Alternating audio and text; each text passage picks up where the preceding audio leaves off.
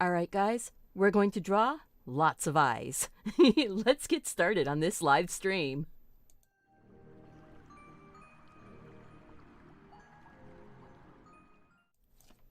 Hello and welcome to Deliberately Creative. I'm Stephanie and we are here with a fun study of eyes. I am practicing myself. This is something that I need to get better at and that I have a few skills. I was just playing around a little bit here. And yeah, I thought that it would be fun. You guys have said you want some more live streams, and I want to do that. But I didn't want to do a big painting or a big, long lesson. So what we're going to do is go through and do this set of eyes. Okay, it's that set of eyes right there. That's a better set for you to look at. I'm going to leave that picture up on the screen the entire time, but if you want to print out your own version, you can go to Deliberately-Creative or Deliberately-Creative.com, click on the patterns and templates, and you can download it by right-clicking, saving to your computer, and printing. And so we're going to get started here. I am looking at this. Welcome everyone here. I'm so glad that you're here. Thank you guys for your patience in me getting back to doing more live streams. It's one of those you've got to work your way through things, and sometimes things get a little bit more. Yay! You're happy that the live streams are back? I'm happy to be here too. So what I'm going to do is I'm doing all of my drawing with a pen. You are more than welcome to use any kind of pencil. You can even draw with a colored pencil, a crayon, anything. But I'm going to use a pen because it's easier for you to see. And I want you to see that you can fix things as you're going along. You can fix little mistakes and things like that. If you want to support my channel, share the videos, like the videos, comment on the videos. After the video is over, make sure and leave a comment. That really helps. All right. I am going to start with that human eye. And when you look at the eye, the human eye is actually an orb. It's a ball. And it's a ball that actually is shaped all the way around. And it's domed in front. So you see how there's this shadow. The eyeball actually goes clear over here to the corner and to the corner. It goes up above in the eyelid space up here, and it actually goes down below in this eyelid space here. So if I draw my full circle, it's going to, it would look like this. So we've got a full circle. Look at that. I'm not making perfect circles. And then your iris goes in the middle of that. And your pupil goes in the middle of that. Everything is actually symmetrically lined up, but our eyelids aren't symmetrical. So this eyelid actually comes down a lot farther on the eyeball than this one comes up. Kind of a cool thing to learn, huh? So if you look at the human eyeball here, this one, even though the ball is like this, whoops, let's draw that down on the paper. The ball is like this, okay? But the eyelid is cutting that off. So you're not seeing all of the iris because the eyelid cuts it off. Look at that. But then you can see how this eyeball goes clear out to there and goes clear out to here. Draw on your references. It really helps. If you have any questions, make sure and let me know. Leave it in big capital letters, and then my husband Mark, who's in the other room, will come and shout at me through the door. Actually, I left the door open a little bit so he can actually talk to us. But so I've got this eyeball here, and let's see. If you look at this, you've got the eyelid that comes across and goes under, just like you would normally do. But then there's things like the thickness of the eyelid, because that thickness of the eyelid, here, let's go like this. So we're going to put the eyelid in. There's that little, that little piece of skin that protects your eye, the tear duct. It protects the tear duct from stuff going back down in. It's like a little skin flap that kind of protects it. Yes?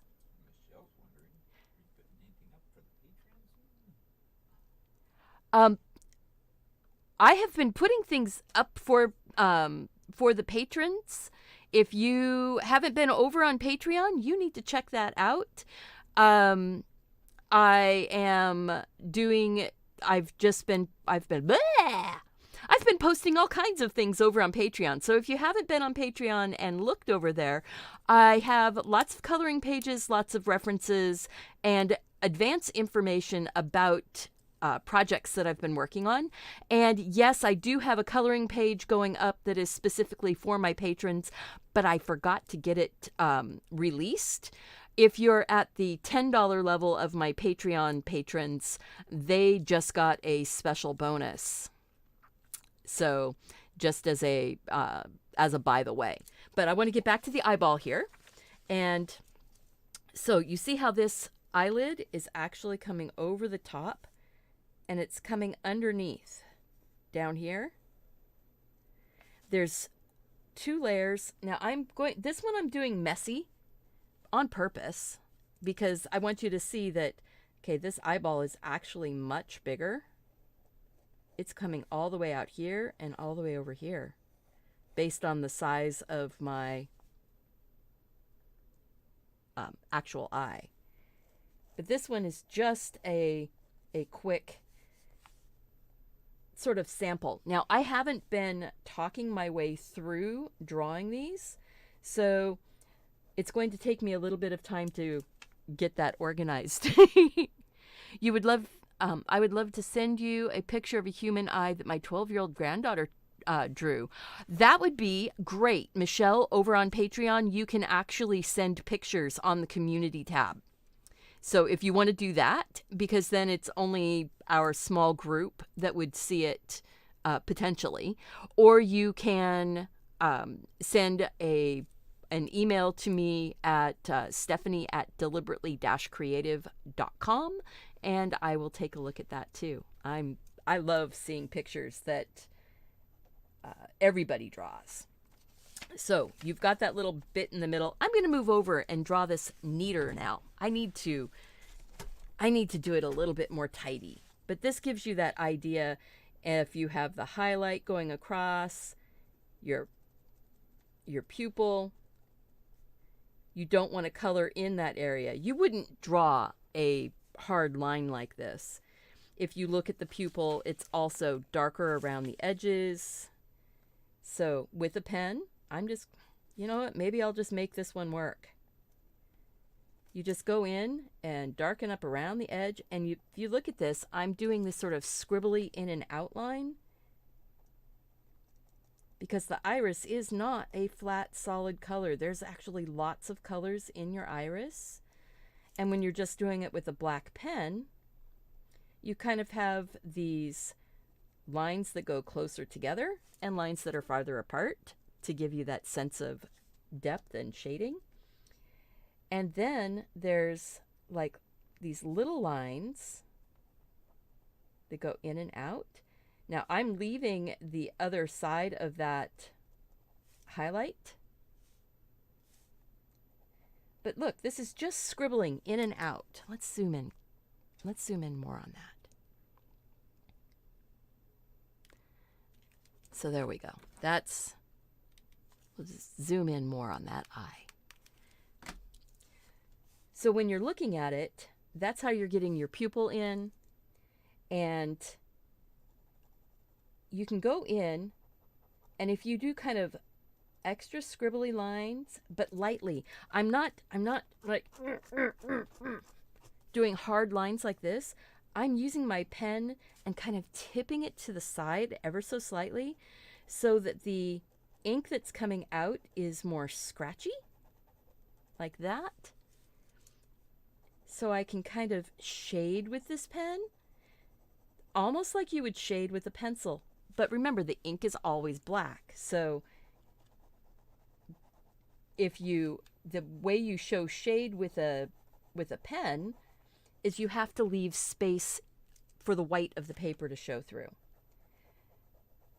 So if you don't want it to be as dark, you use less pressure, almost like doing a pencil. And this is one of those things you kind of learn as you're going. So look at this. I'm actually making that scribbly eye start to take shape without even worrying about those scribbles. Now I'm looking at this and going, that shade kind of comes in a little bit. And if you get a few of those little scratchy lines coming in, look at that. A few scratchy lines, that ends up looking like those little veins that are in your eye. Now, your eyelashes. Eyelashes don't just go, well, that's actually where the eyebrow's going to go. So I might as well just kind of do this. I'm going to put an eyebrow in. Eyebrows are disorganized unless you are somebody who like really coifs their eyebrows. So let's just put that little eyebrow in there. She's got some bushy eyebrows going on. Yeah, no. See, I am that person that gets drawn off by the squirrels. And those little squirrely eyebrows. So we're looking here and we're going, you've got this line that's over the top of the eye that's got a deeper shadow. Right? So and then you've got a bit of a shadow coming out from underneath of that, which then makes the top of the brow stand out a little bit. Oh my gosh, I am just going into way more. Eyelashes. Eyelashes are not like,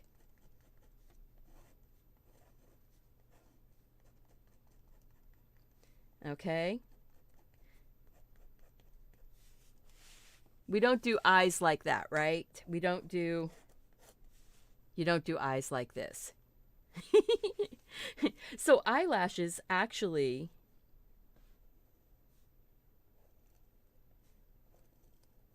now I've got to move that. Okay. So we've got an eye. We've got the lower lid.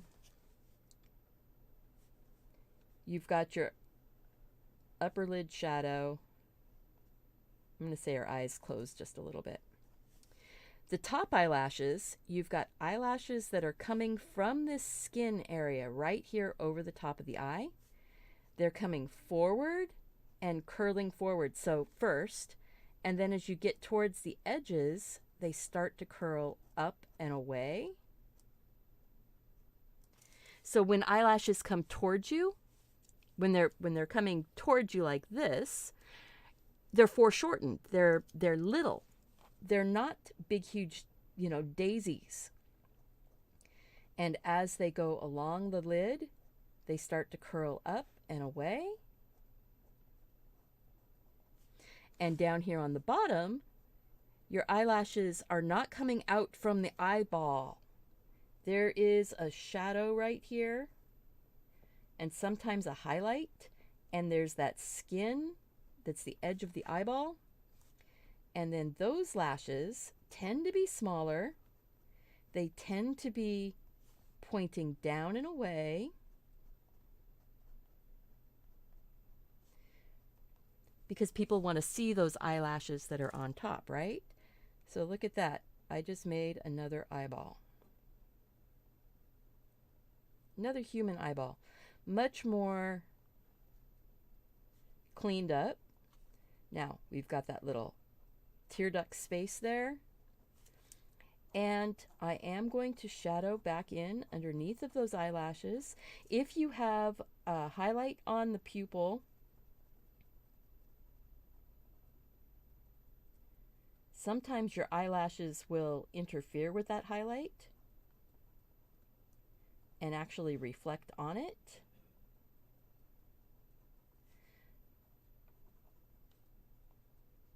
Again, I'm just scribbling. I'm not making it a hard, perfect line. Sometimes when we make things hard, perfect lines, we end up making lines that just don't make sense. But if you've noticed here, I've been able to make this a lot, pretty realistic. I mean, it's with a pen, so you can do things quickly. And as a study, you don't have to worry so much because you're like, oh, I want to work on irises, or I want to work on that shadow that comes across underneath of the eyelid. I want to make sure that I get that shadow in. You notice how that sort of interferes with those lashes that are coming down this way? Yeah.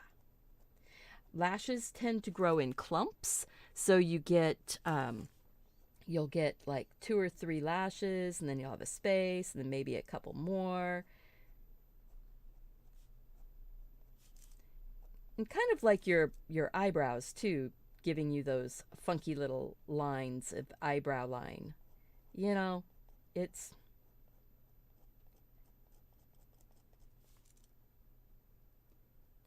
yeah. All right. Yeah, so we're just going to play along here. So now, human eye. We've pretty much have that lovely little human eye. Shadow. Say there's a bit of shadow in here. There's a bit of a shadow.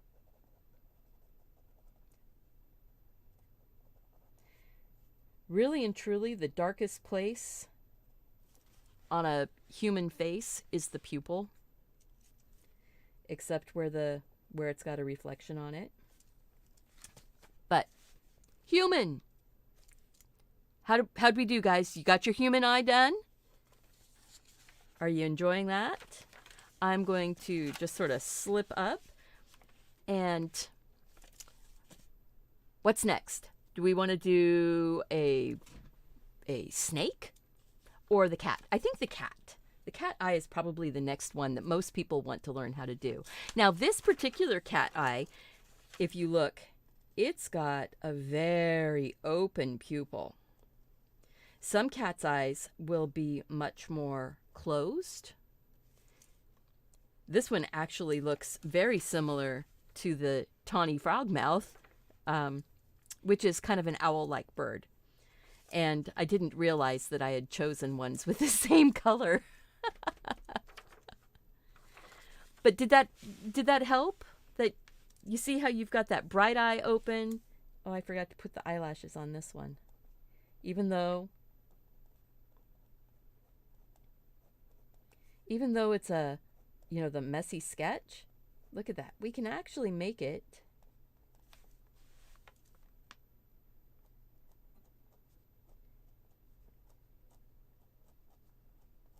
see. I'm looking up under the eye. So, I could have it coming down forward a little more. Maybe I'll do that.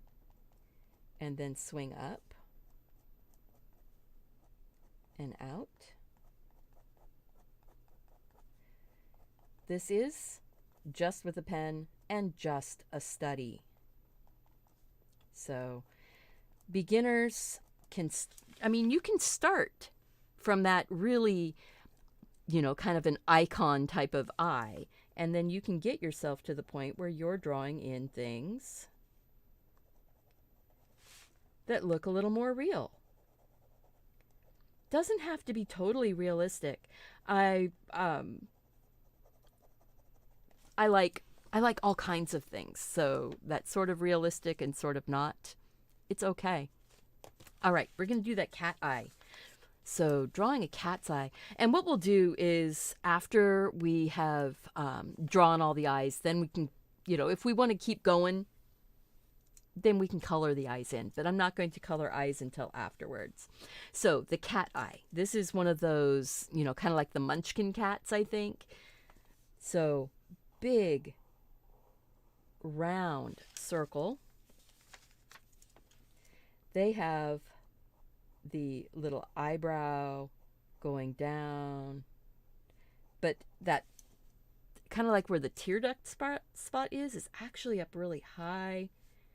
And then it comes around. He's got sort of a shadow with fur coming like this. There is a dark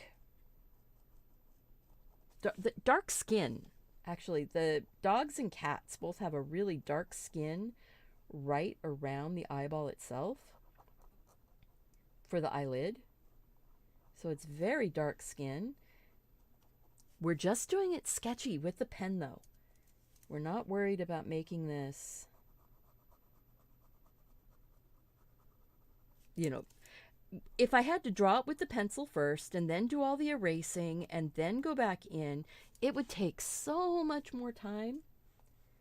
So we've got that dark skin right around the eyeball. And looking at this one, the top of his pupil is up underneath of the eyelid. So I'm going to come here and go sort of like a lemon. You know, a chubby lemon, because it still has a bit of that point thing going on.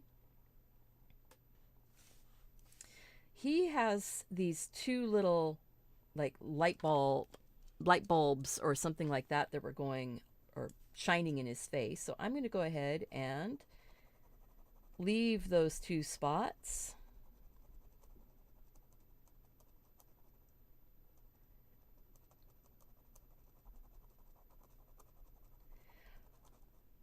I am really excited, guys. If you look over at the top of the chat, there is a pinned message. I know that Linda's already bought her copy, but I just released. Okay, I'm going to do a commercial for a second, guys. I'm real excited. So we're going to zoom out.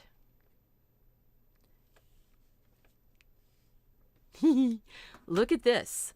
Now, it's a clipboard calendar that you can download from Teespring. And I made a calendar that you can use any year. It's not just for 2022. It can be any year. And what I did is I did doodles for each of the months that you can color. Or you can use as inspiration to make your own cards or draw.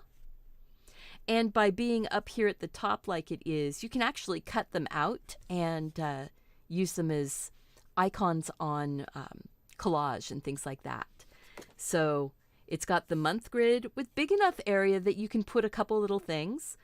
It does have the month name on it. And when I did the doodles, my doodles are all ones that they're more season related than holidays.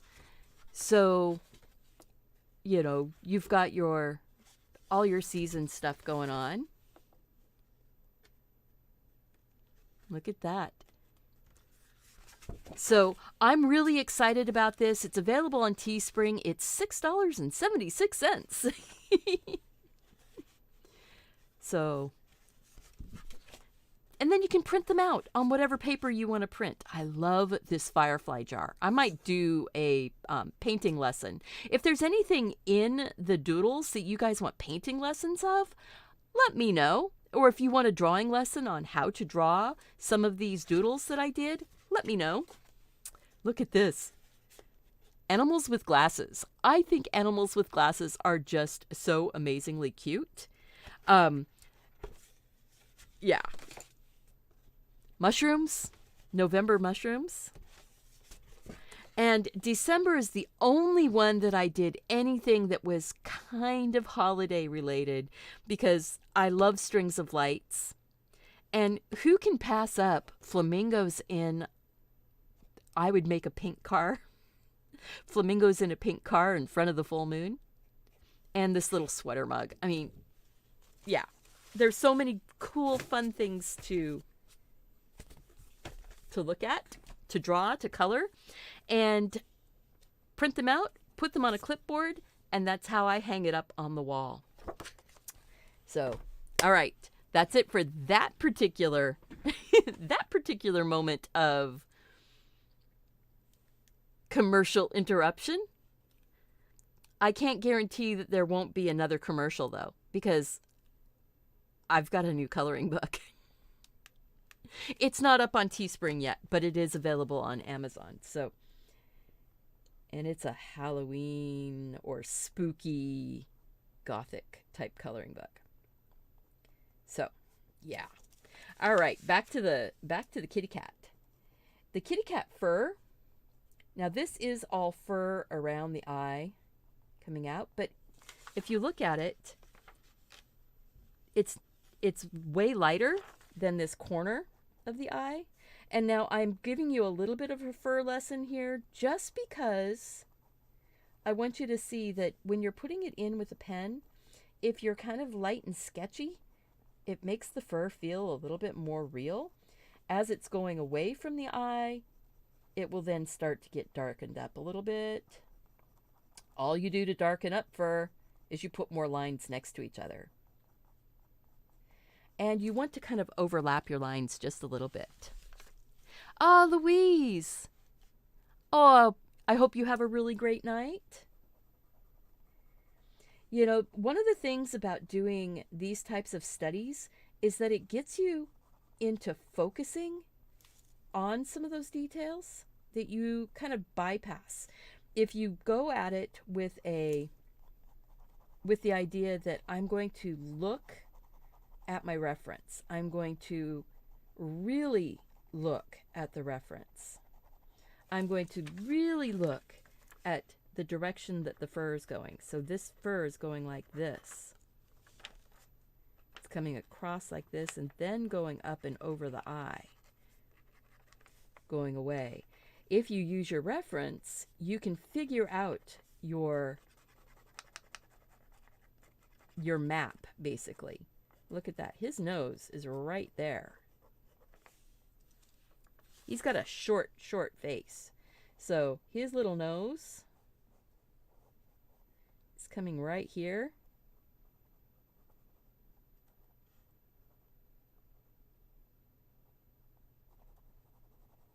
Right? So his little nose is right there. Now this is all short fur. Tiny little short lines. See, I'm giving more of that lesson than I am the eyeball. We're here for eyeballs. The eyelid always makes a shadow. Unless it doesn't. And then the eyeball, the iris itself on this little guy is very, very pure in its color, except if you look at it, it's shadowed on this side, so it's brighter on the side that's away from the light. Isn't that interesting? Something that you notice when you're looking at when you look at the reference. There's also a bit of a line of shadow out here away from where that little eyeball is underneath of the skin. There's still fur on it.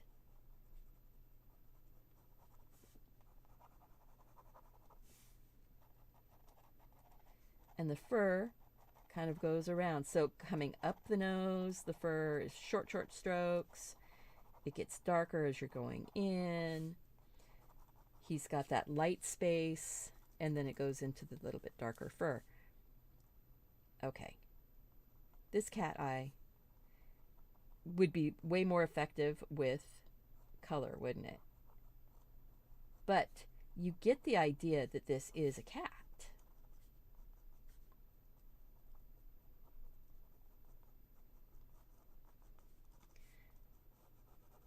Spooky cats, cute cats, bigger-eyed kitties are, tend to feel cuter. Anything that's big-eyed tends to be cuter than, the tiny little squinty eyes. The more open they are, the more kind of Puss in Boots sweetness you have.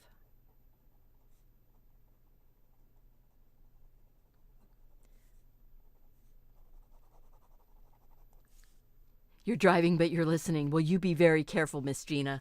You drive, but and listen, but you don't need to be chatting. I've got Mark here today, so he's my moderator. He's my husband, so he'll pop in every once in a while. The thing is that he needs to realize that he's got to speak up when he comes and asks me questions at the door, because I am partially hard of hearing, and if I'm very focused on something, I don't hear anything, which is really, the way it is. All right. That is a really cute kitty cat eye. I think we're going to do the lizard. This is a gecko. And look at that. Wouldn't that just be the coolest, like, marble to get? That sort of blue with those, almost like a baby sky blue in there. Hello, Miss Mary. So glad you're here. So we're going to do the lizard eye now, or the gecko. So that's that second one down on the far right. Remember, if you need the reference photo, it is all 8 of the eyeballs, and they are on my website, deliberately-creative.com. Click on the patterns and templates page, and you can download. Okay, I've got to rub my nose, guys. Sorry. Itchy. All right, so the lizard, or the gecko. Look at that. They're all starting out fairly round, just like a circle. Round just like a circle. Wow, Steph. But they don't have eyelids that come down over their eyes so much that you can, I think they have a membrane that kind of slides across to keep their eyes, or they lick their eyeballs like frogs. I'm not sure. So, oh, you guys, I love my community. Now, the gecko eye, or lizard eye, you see pretty much the whole eyeball, the whole front of the eyeball. The back of the eyeball is underneath of that sort of ring that holds it down. So the eyeball is sitting, let's do it like this. The eyeball is sitting like this. So there's more of the eyeball is behind than what you see here, right? Didn't know that my little wrist bean bag would come in handy like that. All right. So, oh, and something else. Look at this. The slit, the pupil, is on an angle. It's on an angle like that. Not straight up and down to your, to your view. His head is actually sitting pretty much straight, like this. His eyeball is here, but his pupil slit is sideways, or tipped on an angle. So I'm going to go ahead and put that slit in. It's not a super open slit, and it's not, look at that. It has almost a scalloped edge. Oh, that's something I hadn't realized before. So his little pupil is actually kind of a little scalloped edge. Kind of goes along with his iris. Whoops, sorry. Kind of goes along with his iris being almost like lace. So if you put his pattern on his eyeball, leaving a little bit of an edge away from the iris itself, look at that. you get that sort of separation between the iris and the pupil. Now the pupil is black. So I'm going to go ahead and just color it in with my pen. This is just a standard office type pen. It's the Signo Uniball. It's a 0.28 tip, so it's a fine tip. You could work with anything. The pictures that I did on my Instagram, those were all done with a black ballpoint that was probably a point, well, probably a 1. Hello, Lena. You have a new rescue kitty. Oh, excellent. So you're drawing the cat's eye. That is so much fun. And you know, take pictures of your own cat's eyes if your cat will sit still long enough for you. I need to rotate this because for me, putting these little scallops in and getting that sort of separation edge away from the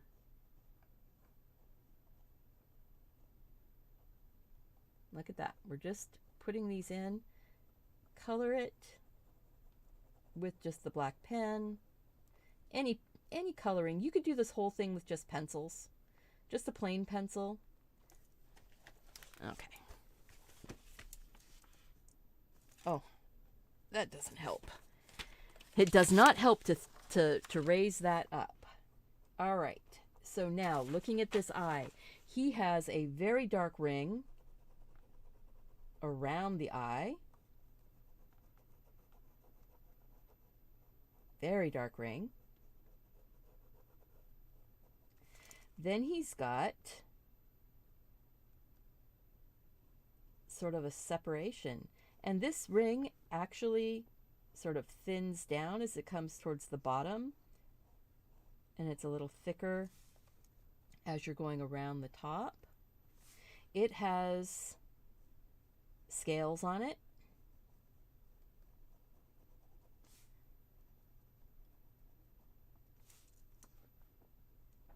This shadow is that shadow of the skin, and it's amazing how it kind of goes all the way around.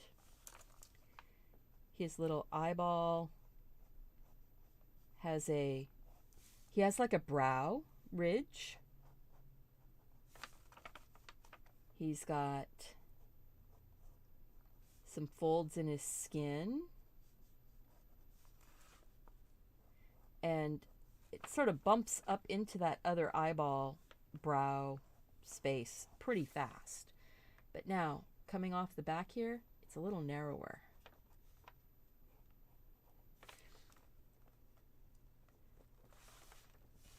Okay, so then you could go in, and he has like little scales in that space around his eye. It almost looks braided, but we're not going to go in and do that much of a detail. So I'm just putting some little dashes to kind of indicate that. And the eyeball itself, as you're coming up into that kind of lacy type of effect, it's actually coming out of a darker pigmented area. So I'm just indicating that by light scribbles. Just sort of some light scribbles.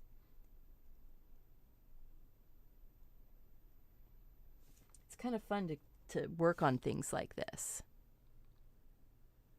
You're going to have to really look at your Geico gecko. I'd never really looked at a gecko eye before, but this is, you know, pretty interesting.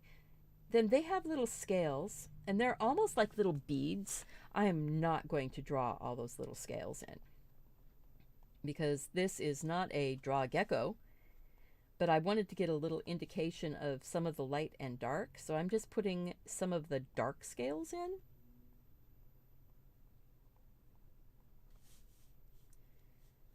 Some of those dark scales. And if you want to do a more detailed study, the reference is great for doing a detailed study on.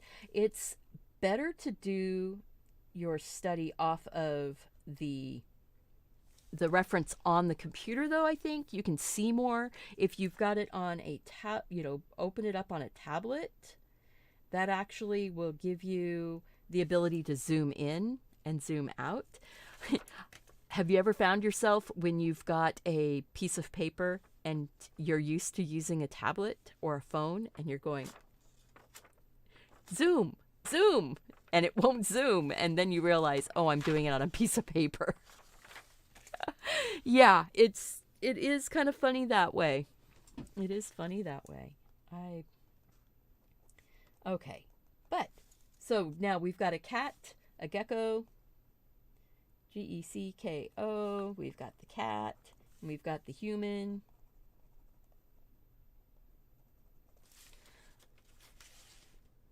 Human eye. And I mean, even that scribbly one that we did, the very, very beginning scribble, I really like it.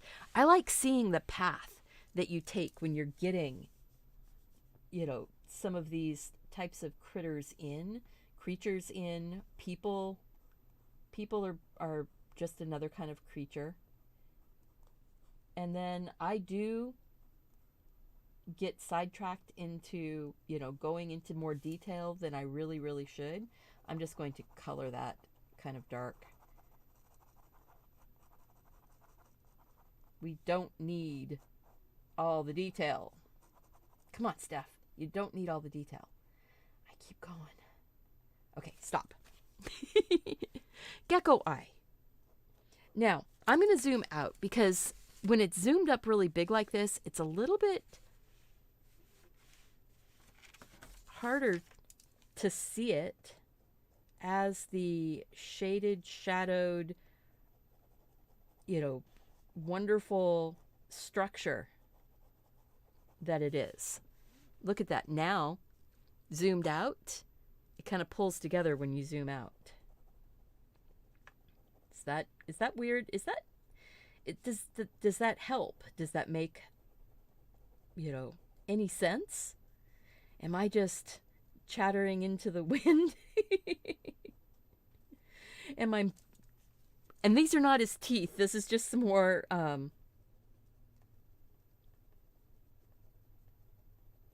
scales.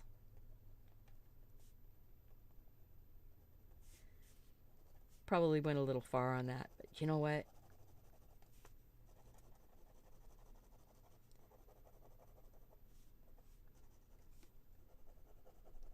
What can I say? Sometimes, there. That looks better. He had the bright highlight was over here. So maybe I'll darken that up just a little bit. I will go in with some color on these later. All right. I'm going to go ahead and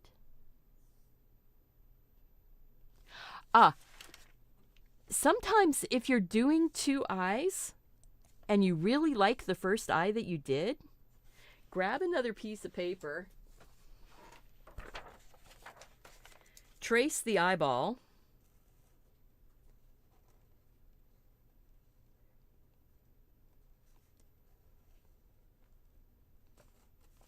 get some lines on there so that you know where you are, and then on the side that you drew on, put some pencil down, flip it over, and line it up. That's why you would put some other, landmarks on. So I put part of that nose on. That would space the eye out to the right place. And then you could rub on it, lift off, and then have the basic shape. You're going to change it. It's not going to be the same, but it gives you that placement of the eye. It really helps. It is amazing how much that helps. I am going to go ahead and do, let's see. Let's go with the goat. Goat eyes are so weird. This particular goat, you're looking straight on, because that's generally how you see a goat. You're looking straight at them. So their eyes sort of bulge out a little bit on the sides of their heads, and that's because they're prey animals, and prey animals have their eyes more to the side so that they can be on the lookout for predators. You know? I'm glad that that tip helped you. But yeah, so goats, this goat, go ahead and zoom in on him. This goat eye is sideways. There's a space, that, which is basically like where like the top of the eyelid space. It comes down around, and then there's the part of the eyelid underneath, and then you've got this bulby bit. Okay, right now it doesn't look like too much of a weird eye, right? You've got the tear duct area right here. This is all really, really dark. They have like this really dark ring membrane that holds the eyeball on. It comes around under the iris. It's really dark still, but it only comes out, it doesn't go all the way up here. This is the part where you're sort of seeing through, and their pupil is rectangular with like a little cap end on it. And it does sort of bow up and down slightly, but it's still more of a slit eye. Let's see, I think it needs to come over a little bit farther. See, that's one of the things. People say, oh, when you're drawing with a pen, you can't fix your mistakes. You just keep drawing and your mistakes get fixed. Look at that. See, I needed that to come over farther. And I'm looking at this. His little pupil is, or highlight is actually up high. I'm going to go ahead and just draw that on. Lightly, sketchy. Don't worry about making it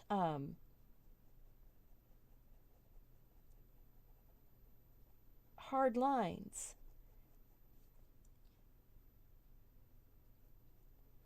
That little cap end actually comes more to a point on this one, but it does bow up and is filled in.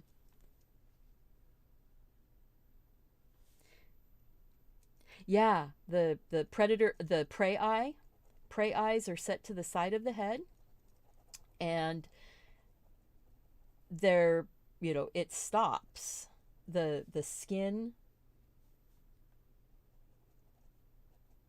the under the eye, this part right here actually stops about here. The eyelid kind of comes over the top.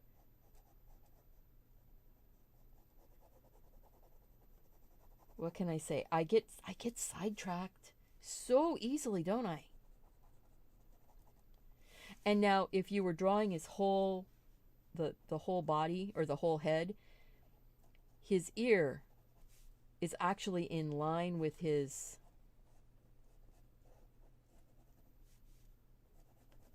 eye.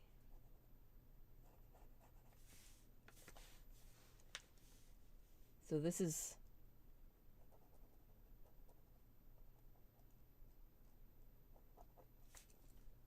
like that. Get the rest of that in. Get the rest of this shaded in. It will make more sense when we get all of that in.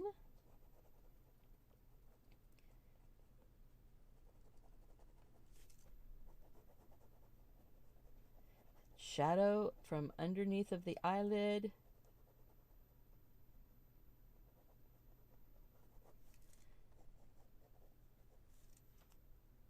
Mr. or Miss Goat. We've got a lovely dairy up the river from where I live in this funky little town. It's actually a homestead dairy, and it's a goat dairy. So it's a lot of fun to go up there, get cheese, you can get soap. They go to the local farmers markets. You know what? That one, let's see, what do I need to do? I need to come down a little bit farther. And if you go in and you've like put just a little too much, look at that.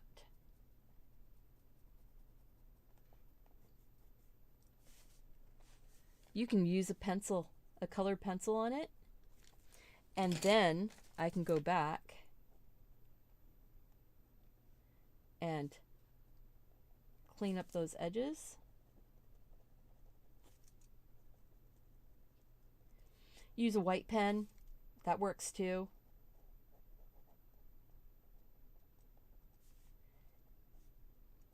This particular goat eye didn't turn out as well as the one that I did before. What did I do? All right, so we've got this. We've got the skin, the under the eye. There's a black bit right there. The under the eye. I think what it was is I needed to shape that a little bit differently. There we go. And his little slit actually came more, there.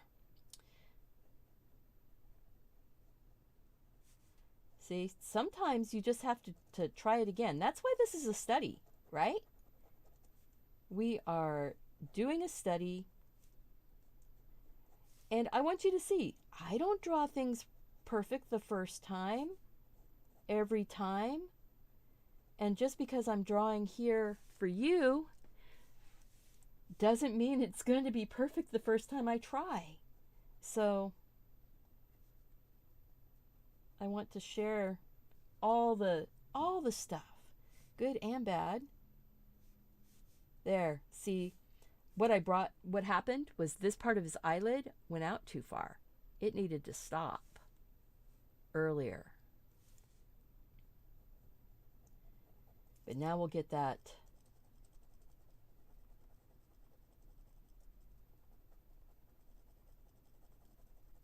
funky highlight in there.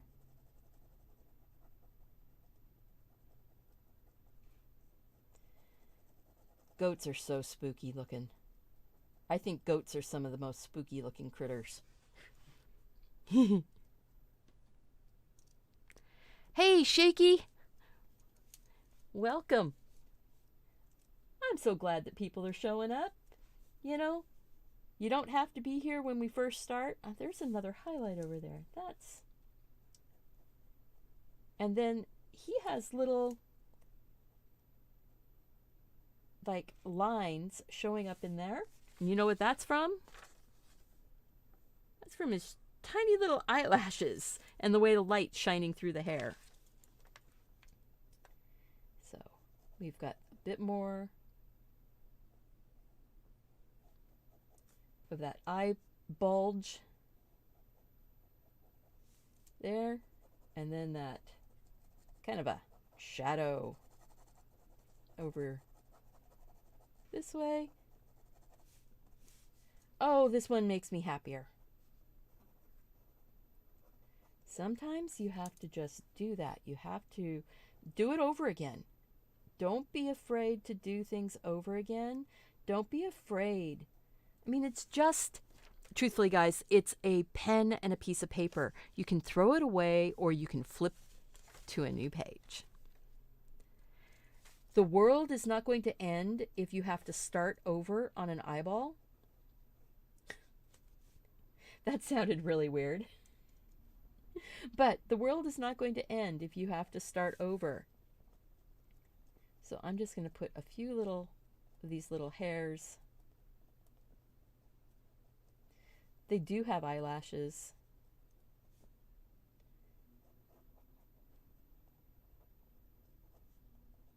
There we go. Okay. This one makes me a lot happier. Now this is the, like the iris lines.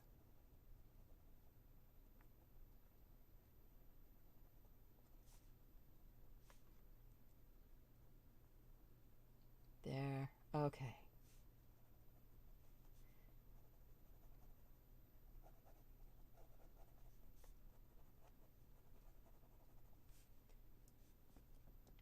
Now, remember to look at your reference. Keep going back. Look at your reference, because if you, oh yeah, you see how much, here, let's,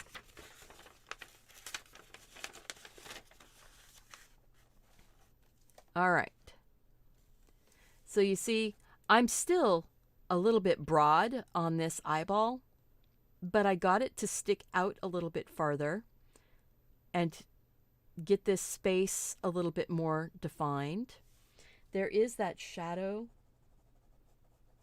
above the, that one just didn't make sense.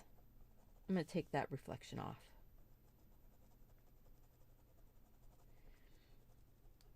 There we go. Oh, that makes much more sense now.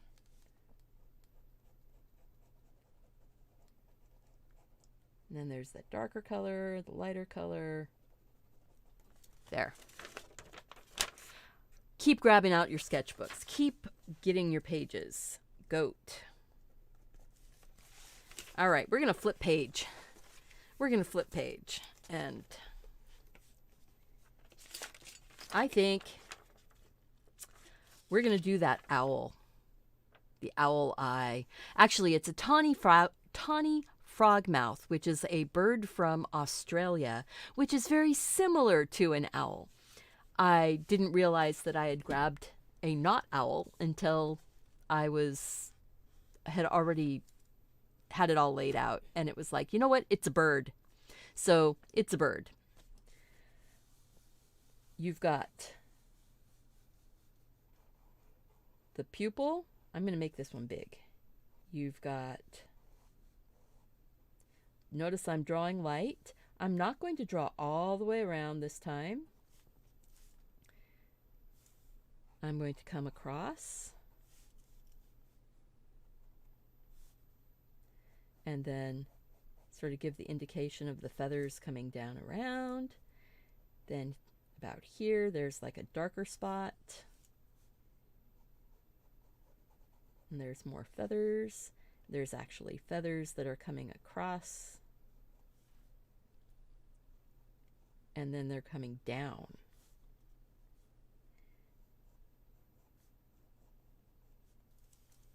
There is a ring, a dark ring, but it's in the actual iris.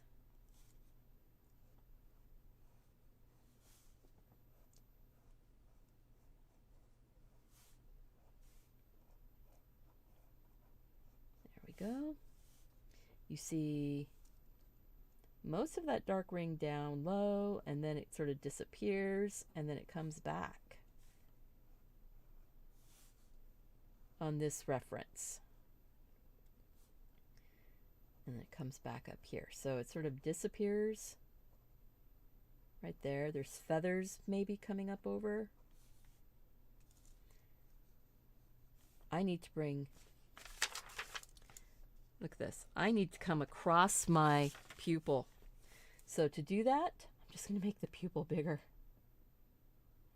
Let's just make the pupil bigger.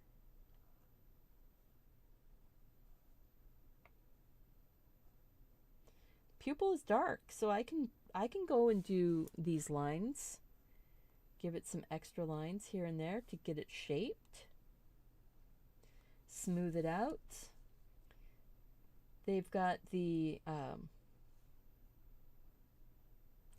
like lights reflecting on his eyes. You wouldn't necessarily see the reflection so often on a bird unless you're up really close. So now I'm just going to go in and color. I'm just using this pen for the whole thing, aren't I?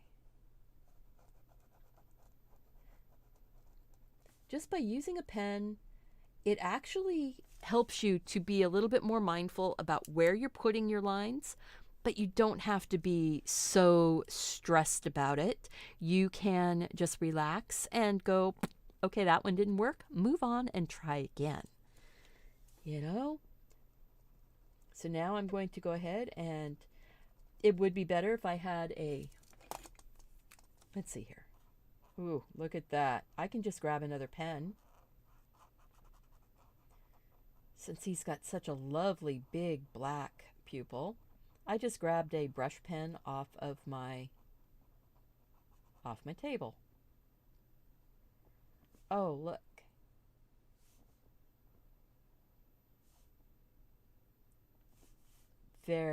Oh, gosh. Ooh. Whoo. Thin line there. Thin line here. Look at that. Boom. So then he has his feathers that are coming across just a little bit. He has feathers that are coming across like this. We're not going down as far as his beak. Now, something that I do see is that he has those little iris lines, the little lines that are where the color is. Owls have such huge pupils because they are absorbing all of the ambient light so that they can see in the dark.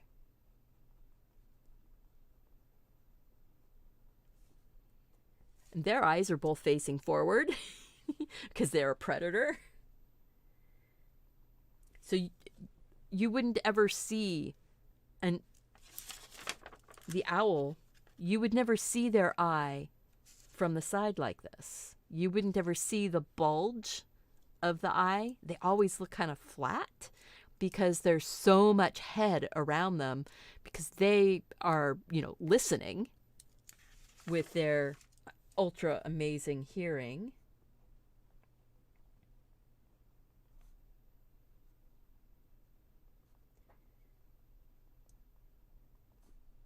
Oh yeah, using that bigger pen to give that nice nice solid pupil and ring really made a difference.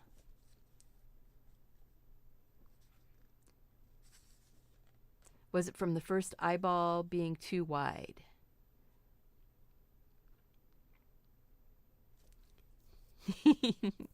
And Shaky, thank you so much for saying that these are beautiful eyes. They are. Every one of the eyes that you do is going to be beautiful. You're going to learn something from every eye.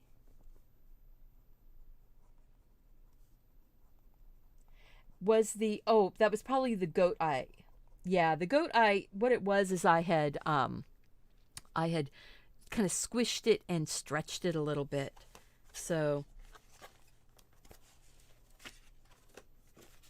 the first goat eye that I did, it's kind of squished, and I put the skin and such, the under the eyelid and over the eyelid, over too much of it, so that you didn't have any of this bulge coming outside. It should have been like way out here. So I probably could have fixed it, but then it would have been squished even more. I think that's what you're asking. So far we've done the human eye, and they're all studies. This one looks a little bit more tired. the kitty cat eye, the gecko eye, the goat, and now we've got the owl or tawny frog mouth. I'm just going to put a few of these feathery lines in.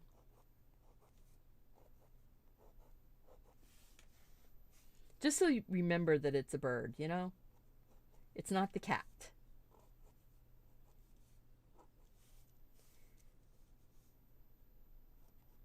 He's got his little, fun little feathery body. I do not focus on feathers very much. I would never make a good, like, anatomical bird. My birds are always, how do we want to put it? My birds, I make emotional birds. I make birds that don't necessarily have all the bits and pieces that they need to do whatever it is birds do. But it looks like they do. How's that? Okay. So, bird.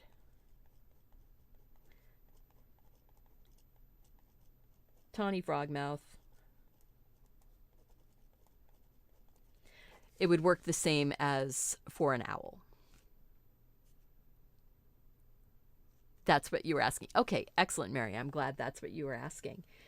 I am happy about that. Let's see. I think I'm gonna do the frog. The frog, because the frog, he's got that really bulby, you know, very similar to the gecko, except if you look, the frog has that sort of squished oval type of, almost a seed shape pupil in here. So, but if you also, you know, pretty much he's got the circle, he's got a bit of a membrane that goes around, or the skin that goes around. He's got his seed-shaped eye. This little guy, he's got a bit of a area around there. The tympanum, I think that's what it is. It's called like a tympanum. It's basically his ear is this circular membrane. It would be like our eardrum, except that he's getting his sound, you know, right like on his cheek. So we're going to do the frog. So we did a tawny frog mouth. Now we're going to do a frog. And yeah, so if you guys like this video, make sure and click that like button. Share with your friends. Share on social media. If you do the study, if you do a study of some of these, let's slide that over. Yeah, see, I'm playing with my paper reference because it's a little bit bigger. It's a little bit easier for me to see. So we've got his eyeball. We've got the area around the eyeball.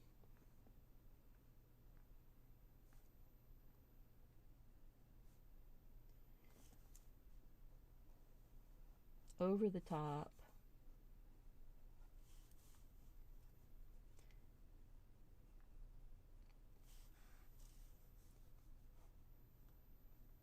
See, his mouth is going to be like boom here, and then I'm not going to go there. Not going to go there. Stop it, Stephanie. Stop it. So, inside the eyeball structure, we are just dropping on that harder line. Now I see that his pupil goes up, comes down, and comes back, and it's a little bit pointed in the front. There is a bit of a reflection. And he has some of that. Let's see, this would be like actually part of his skin. Oh, what that is. Okay, that would be that membrane. I think. I'm not sure. I don't know eyeball biology um, for frogs. But I don't know if that's membrane that comes across or if they just lick their eyeballs. But this guy does have some of that kind of lacing shape.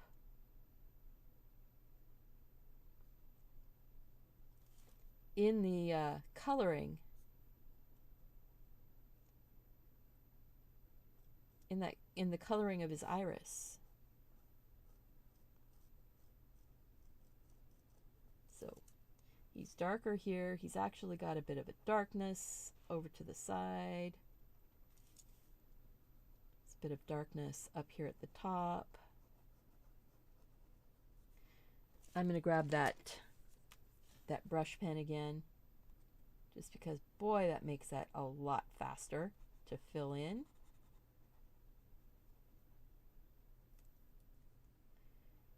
And when you have that really solid black, that really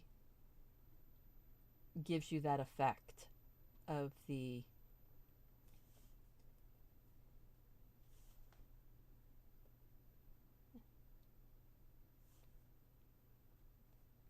effect of the eyeball, pupil.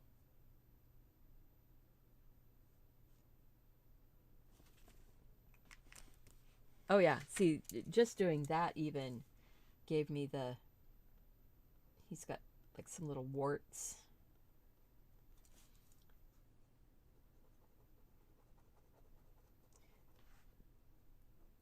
That brush pen just gives you that solid dark, because like I was saying earlier, the pupil tends to be the darkest part of any body. Next up is like the what is it, the inside the nose is very dark also, but I think the pupil is the darkest spot. Please correct me if I'm wrong on that.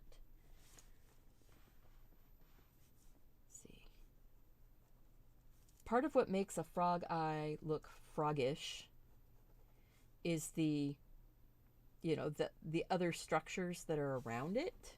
So I'm going to go ahead and put that sort of ear membrane thing.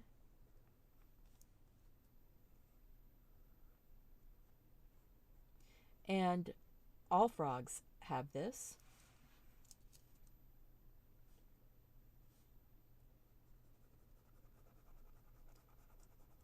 Things that make the frog look froggish is also he's not furry, he's smooth.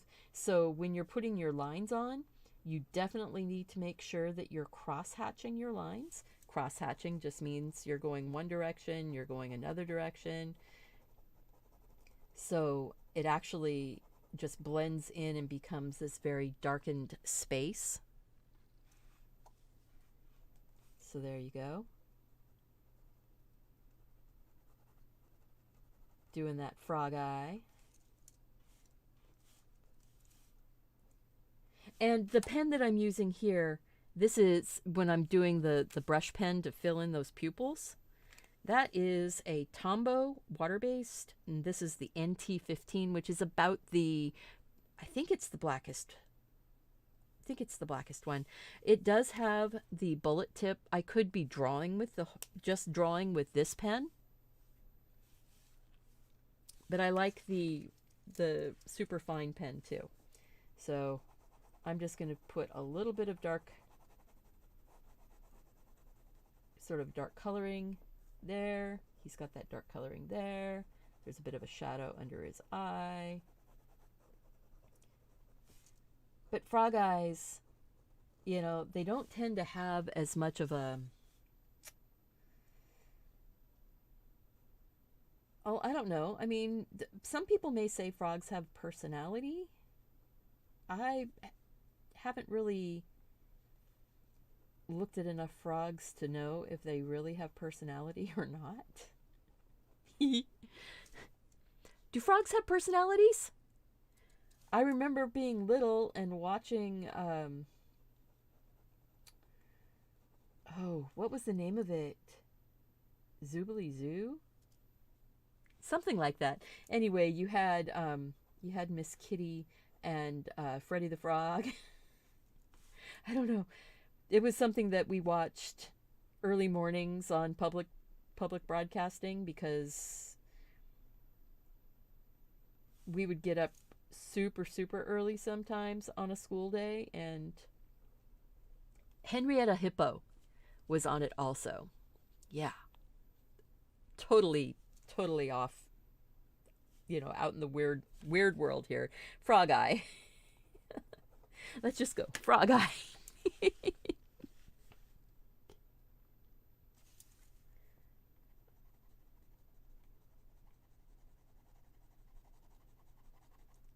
What can I say? I have to. I have to do this. And I'm just like letting the bare amount of ink come out when I'm doing that sort of shadowing thing.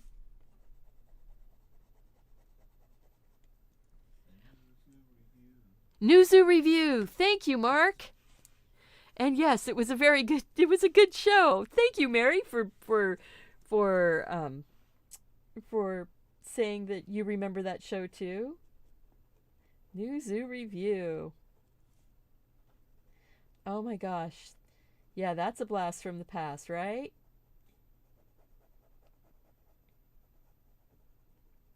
See, that came out just before Mr. Rogers started doing his thing. And then it ran for a period of time while Mr. Rogers was on also. Okay, frog is done. We're going to go and do the dog. Dog eye. Look at that. That eye, I think, was a golden retriever dog. So we're going to come over here. And again, I'm starting with a circle. Light. Very light. And if you look at his eye, you've got the circle here, right? And then it comes up and down. He has a very deep space here. And then the bottom lid area comes around. And again, there's a deep space.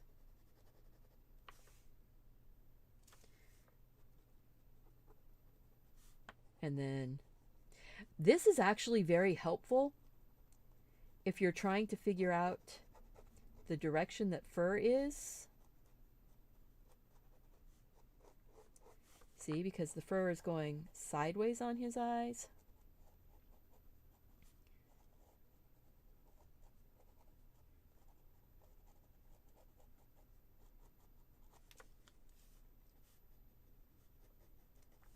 Oh, I like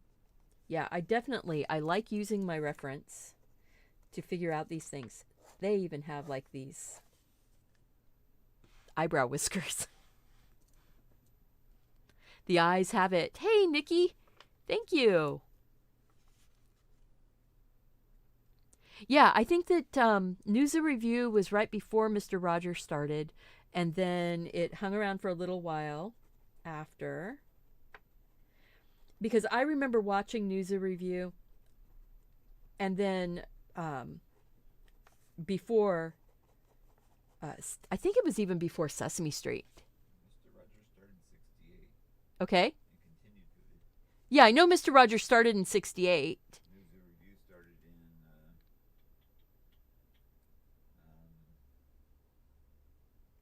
in I'm listening to Mark. I could be totally wrong. News and Review may have come afterwards. I don't know. I think so. Okay, Mark thinks that News and Review came afterwards. I'm willing to be corrected on that. So now that we've done our draw on your reference to get the idea of where. 72 to 77. Oh, 72. Okay. It was a shorter lip. Oh, yeah, it was much shorter lived. So 72. Wow. I guess I watched that because my younger sisters were watching it. All right. So the angle, remember, we're going up and then we're swooping way down. So coming clear down here and then swooping back and then going up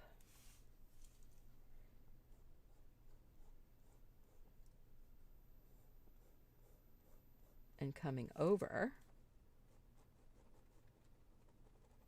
And this is a very dark space, but it's not as dark as the pupil. So I'm going to do my scribble to put that in. It's coming up over. And by doing it with this sort of my scribbly pen to outline the eyelid, it's giving that effect of the fur on the eyelid. It allows you to see that, you know what, that's not as dark. There's a little bit of light shining here and there.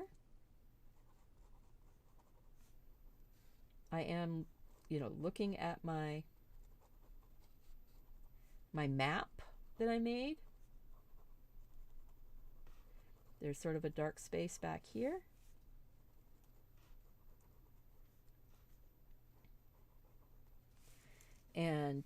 But his eyeball or his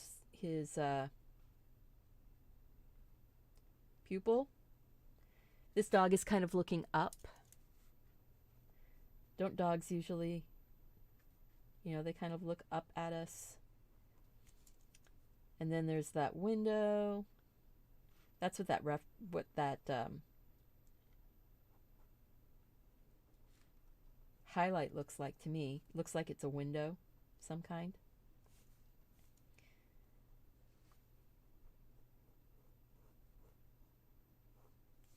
And then there's that. I'm not seeing any of the white. So some dogs you see the white around the pupil, and some dogs you don't. So, and I don't know what it is about the different kinds of dogs, why you would see the whites on some and some you don't. But he does have coloring that's coming in. So I'm going to bring some of that coloring in.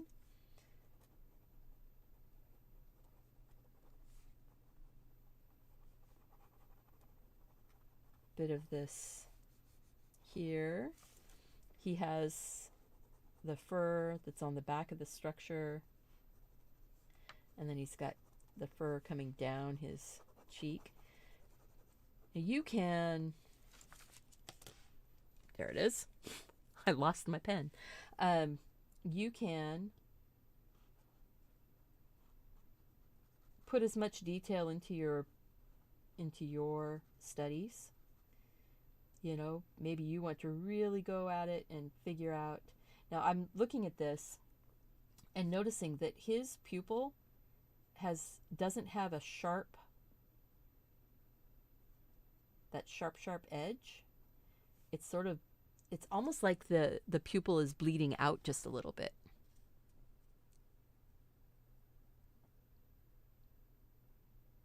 Yeah.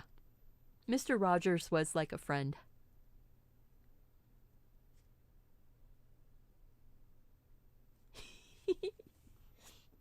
Yeah, News or Review was, it was a weird show. Which is why I thought that it was earlier in the early 60s.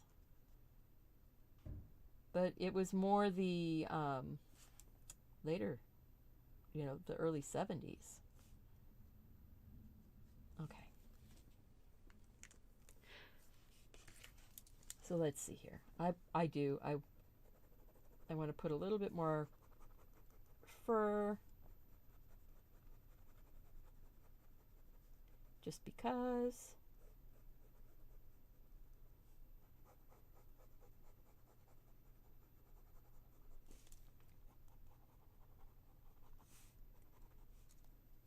kind of drew all over my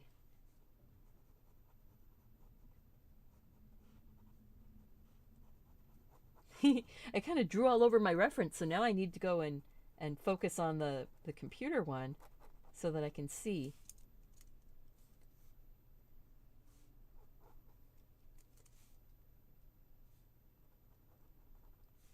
Because dogs do have eyelids, and they do fold back in. So this little fold right here is actually that front edge of the, or second back step. But this is still all covered with fur.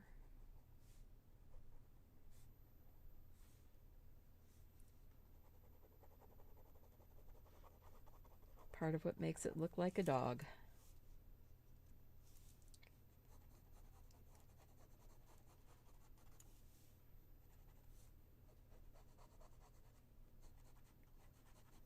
Anyway.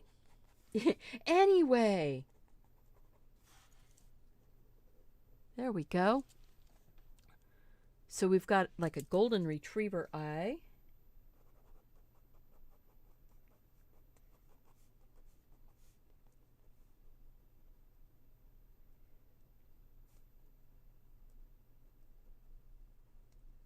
And then we'll do a snake. So this was dog. But we're going to zoom out just so that you guys can see that, you know, it really does. Look at that. It really does make a difference. I'm going to bring in that shadow just a bit.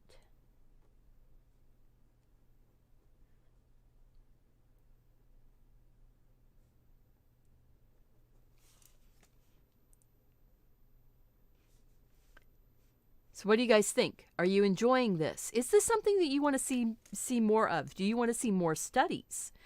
Where I'm just basically playing, having fun, enjoying getting to talk with you guys?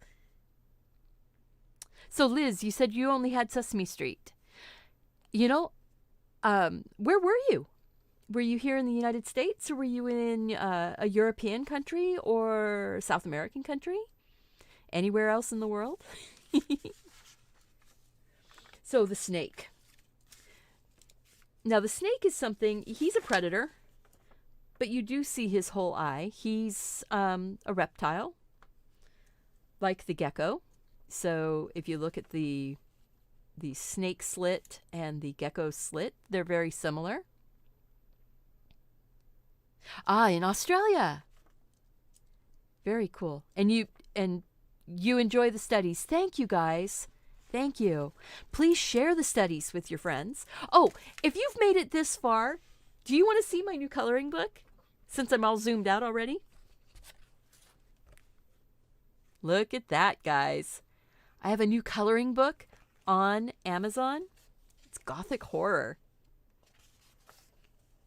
Let me know if you want to see, you know, just I'll flip on the camera and just do some coloring sometime. There's a place to do your swatches on the paper.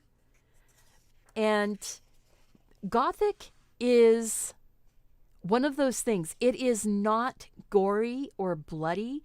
Gothic is more about a sense of foreboding or a sense of uneasiness, and you know, can sometimes be terrifying, but then there's usually lots of ghosts, and you know, maybe there's a witch or something like that. So we've got things like this. Now, there are a couple of the pictures that are in here that I have the spooky picture, but then I have a version of it at the back that's the not spooky. So it doesn't have the shadow people in it, and it doesn't have like the axe or the hand. Different things. But, you know, the screamer at the window. It's this, you know, kind of a old-fashioned, you know, not country, but city scene. And then you've got this screaming ghost. Creepy doll. The ghost in the attic. You know. So if you're interested in this coloring book, it is available on Amazon. And my Amazon links are down below in the more information. They are, just go to my books. If you want to find this book right away, type in Gothic Horror Coloring Book Bergeron, and you'll find it. Yeah, very, very much more like the Alfred Hitchcock. I do have a pretty witch in here too. The ghosts, creepy kids. Got a couple creepy kid ones. This one is the one that's on the cover. So if you're interested, I really like this one. And that one's just for fun. But I was going to skip back. I don't want to how's that? This is the one that I was telling you about that was earlier, that had the shadow person and the axe and the girl and stuff. This one is a much more pretty scene. So there's a spooky version of this one. This one's kind of spooky. Can I do noses and mouths? Ooh, that could be interesting. This one is another version of the spooky that's earlier. And then this was just a bonus picture. It's because I needed another picture. And then the pretty witch without the bats. So there's 30 pictures in here. I hope that you will check that out. And now let's get the very last one, which is the snake eye. Coloring book, colored pencils or paint. I would do colored pencils on that paper. I am going to probably do a downloadable version of the spooky coloring book. I might have pushed it a little bit late to do a downloadable spooky coloring book, but I may be doing a downloadable spooky coloring book, and then you could print on watercolor paper and use paints also. I have seen people use paint on these types of coloring books because they are just your text weight paper. Oh, that was the other thing. They're only printed on one side, so you don't have to worry about messing up anything.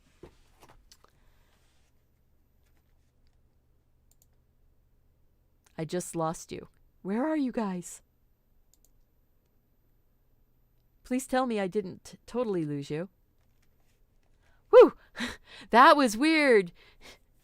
I lost you for a moment, but it was my own fault. I bumped my mouse. All right, we're going to zoom in. Hey, Debbie! All right, so we are on the last eyeball, and this is going to be the snake. So the snake eye, again, it is a round ball. And you notice I am not perfect on my circles. They don't have to be. If you look at the reference, that is not a perfect circle. His slit is more perpendicular up and down than the gecko was. The gecko was a little bit slanted sideways. The snake is a bit more up and down. So the slit is a bit more up and down. It's a sideways type of thing. He does have that coloring going on here with a margin. So let's see if we can get you guys going here. All right. So there's a bit of a margin around the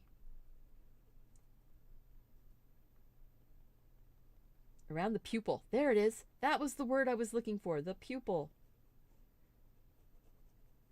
I'm going to go ahead and use that black pen. Boop. His pupil is pretty much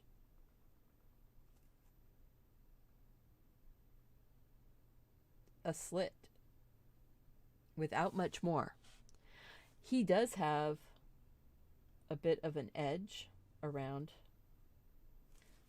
I am not very good drawing with, I can color in better with those brush pens, but I'm not very good at drawing with brush pens. So let's see here.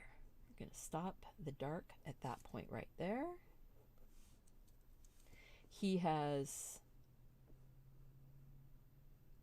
kind of a connective tissue, I guess, that holds on to his eyeball that you see.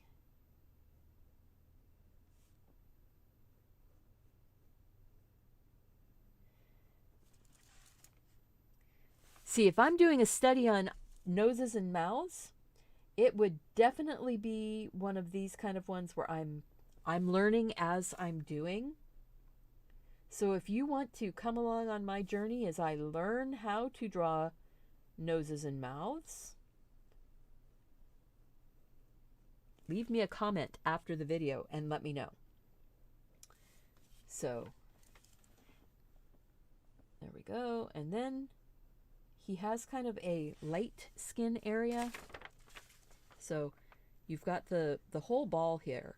You've got this dark area, you've got this light area, and then you've got the shadow coming up here from his scales. And to make it really look, you know, like a snake, we're going to put these kind of lines going in.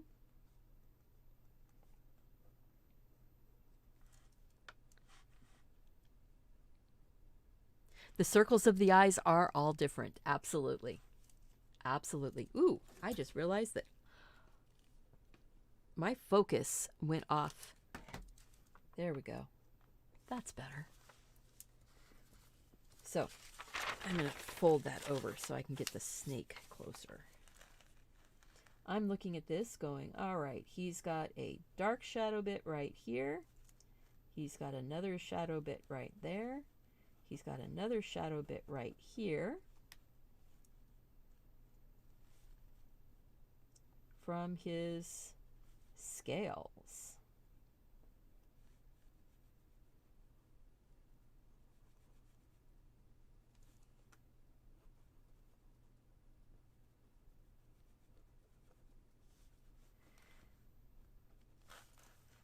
And in his eyeball, you've got this, there's this stronger highlight right along this edge. So I don't want to put any of my shadowy lines into that space.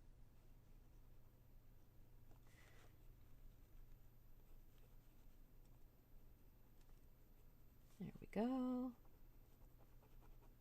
We've got this bigger scale that kind of comes across. Spooky. I'm not a big fan of snakes. I'm not like deathly afraid of, you know, the garden snake or anything like that, but I have a healthy respect.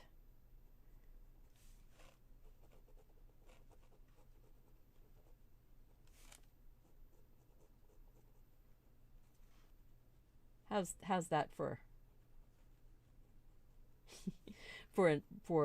for an answer about if I like snakes or not? So then you've got these scales, and it's interesting how the scales on the snake are. I mean, it's very much one of those sort of mindfulness things. If you want to draw the scales of a snake, it actually helps you with drawing the scales of a dragon. If you wanted to do a dragon, I would definitely say look at snake scales. So now I'm looking at this going, all right, just because I have this thing. I want to put the shadows in. I want to give him the shape and everything.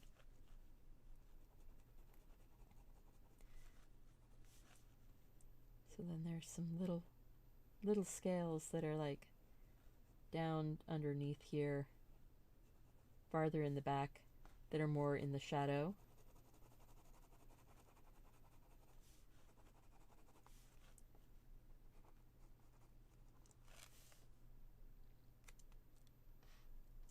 You like snakes.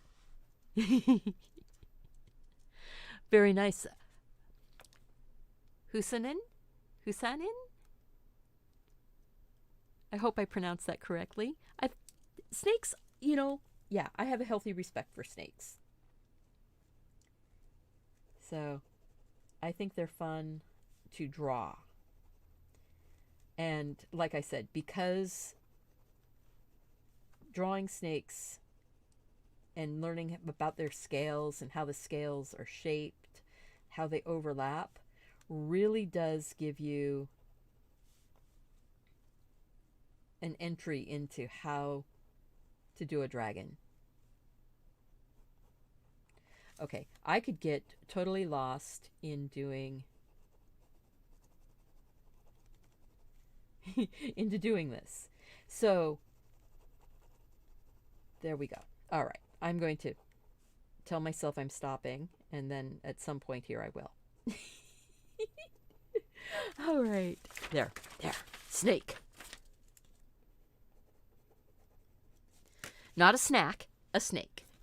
Although snakes like to make snacks of frogs. And I'm not sure if what the tawny frogmouth eats. You like the shapes? Yeah, you know, the shapes of the snake scales are very much like stones.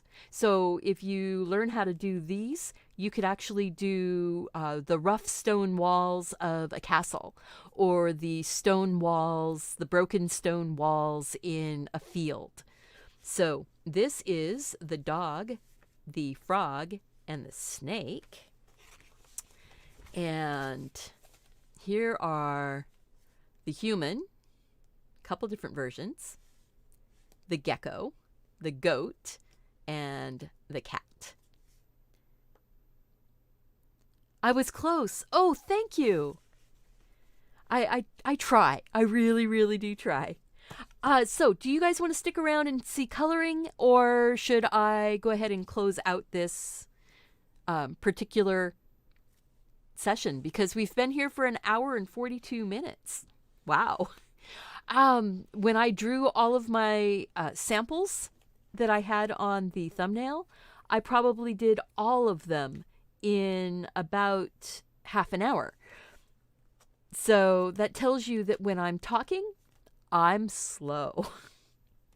But you know what? I think I do want to put at least the color in on the cat eye, if that's okay with you guys. I'm looking at this going, all right, we're going to take a bright yellow, and it's going to go in as down here. See, your highlights up above there, and then your lighter part of your eye is going away. It's like a water drop. I'm going to take the darker, kind of a reddish brown, and put that in more of my shadowy spaces. I'm going to take the more orangey tone and put some of that near that yellow.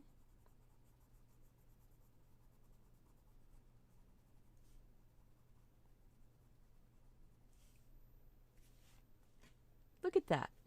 Couple little swipes of color, and we are really close to already having this guy completely put in. These are just the Brute Pruner square colored pencils. They are the oily color pencil, I guess is what they call them. Go back with my yellow again. and take that over the whole thing. Yeah, I don't mind. I don't mind coloring. I love coloring. And so yeah, remember to let me know after the video if you want to see me coloring in my big coloring book, my new coloring book. All right, so I am actually going to take a little bit of this kind of orangey color into the human eye. I'm going to give a few little specks of this kind of orangey color. Then I'm going to take, let's see if that blue works. I'm going to take this blue in from the outer edge, and I'm being mindful that there was a highlight. There's no color in the highlight. The highlight is just the white. I'm going to take the blue up between some of those kind of orangey spots, and I'm going to let it go over some of the orangey spots.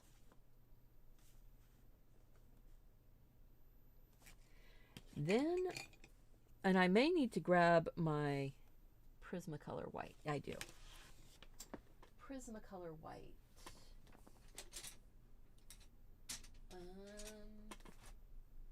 That's a charcoal pencil. Those are Arteza white.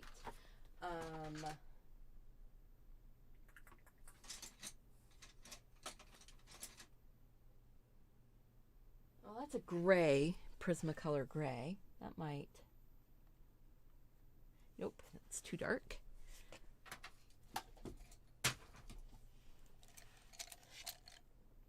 What can I say? I've got stuff sort of stashed all around me, but do I, was I prepared? Of course not.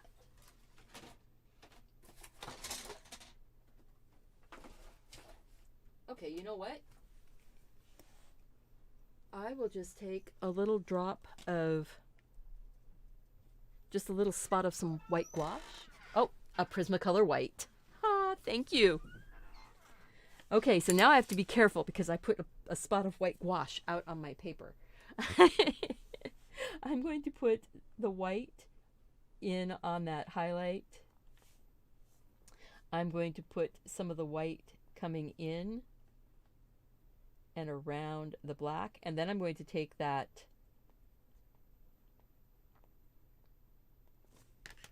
black brush pen, and we're going to make that pupil really, really dark. So look at that. I'm going to make this pupil really dark too. The cat pupil. That's the place where I think most people tend to overlook, is that your pupils do need to be so dark. Bump up the contrast in your pupil and the eye just pops.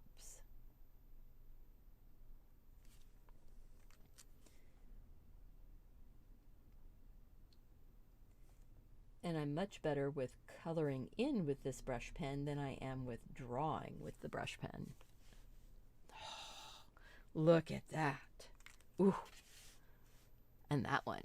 So let's go with maybe a brown eye for this one. So I am going to take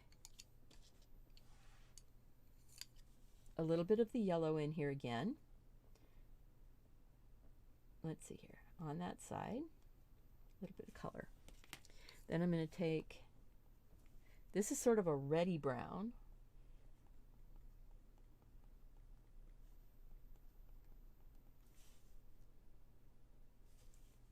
Giving her some of the, her or him, a little bit of the sort of sparkle in the eye. Eye structure is as a bridge. Oh, try drawing a portrait in the next stream. I need to work on my individual parts before doing a portrait. Yeah, I definitely have to work on. I am much more comfortable with drawing inanimate things, so that's why I'm doing studies right now. I'm gonna pump up the contrast in that pupil. Look at that. I'll even put a few little drops of the dark. And then we'll take the white Prismacolor and soften out that highlight.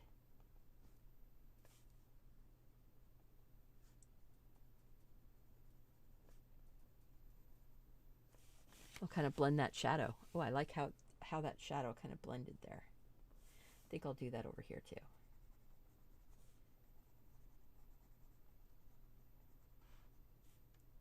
And I did roll my brush through that paint that I was afraid of. I was going to do. Paper towel. My brush, my brush pen. There we go. Just wipe that paint off. There. So, all right. Now, that gecko eye. That gecko eye is really cool. What I'm going to do for the gecko eye, from which sources am I studying? The reference pictures right here on the screen, those all came from unsplash.com. And I just put in dog eye, goat eye, human eye, bird eye. And those are pictures that I just chose those. The Unsplash is really cool because you can use the pictures and you don't even have to give, attribution for the pictures. They are copyright free for artists to use for making your own art. And so I just decided I would use them, put a page of them together to use as study guides. So the gecko eye is that kind of blue lace, blue and black lace. I'm going to put my highlight in first with just my white pencil. And this is something that I used to do when I did the doodle gems. So I did a full year of doodle gems, which are color pencil and pen and ink gems. And yeah, that was a lot of fun. Now I'm going to take this blue and I'm going to stay kind of away from that iris, or excuse me, the pupil. I am going to go in and darken up that pupil.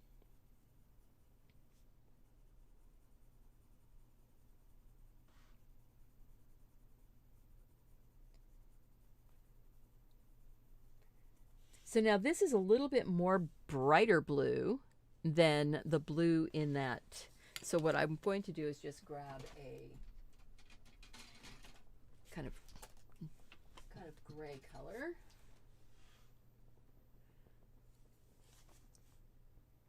This is an Arteza color pencil that I just grabbed. So I'm just grabbing whatever happens to be the right color. Oh yeah, there you go. Because then I can take that in and I can darken up around the edges. So I did a full year of gemstones.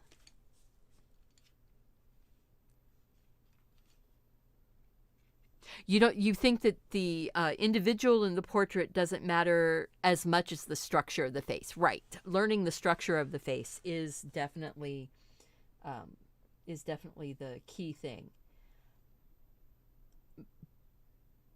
I mean, I can draw a face, but when I think a portrait, I think a face of a specific individual. So let me look at that. Yeah. Much darker right up underneath. See how it's pushing that back in? It pushes the edge of that skin back. So I need to learn more of the structure of noses, structure of lips, so that when I'm putting them together as a portrait or as just a drawing of a face, it comes together and feels, like a teenager's face or an adult's face. Or I'm just going to put some of that dark in with the brush pen, because that's the stripes.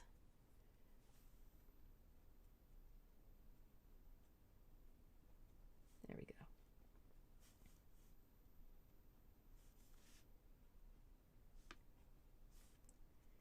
A few little spots here and there. I'm not too worried about that. I wanted to color the eyeball.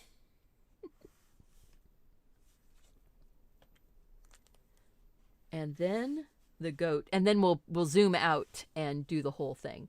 So the goat is kind of this, actually, it's kind of that yellow, but it's closer to the pupil. We will put that pupil in with the that black pen.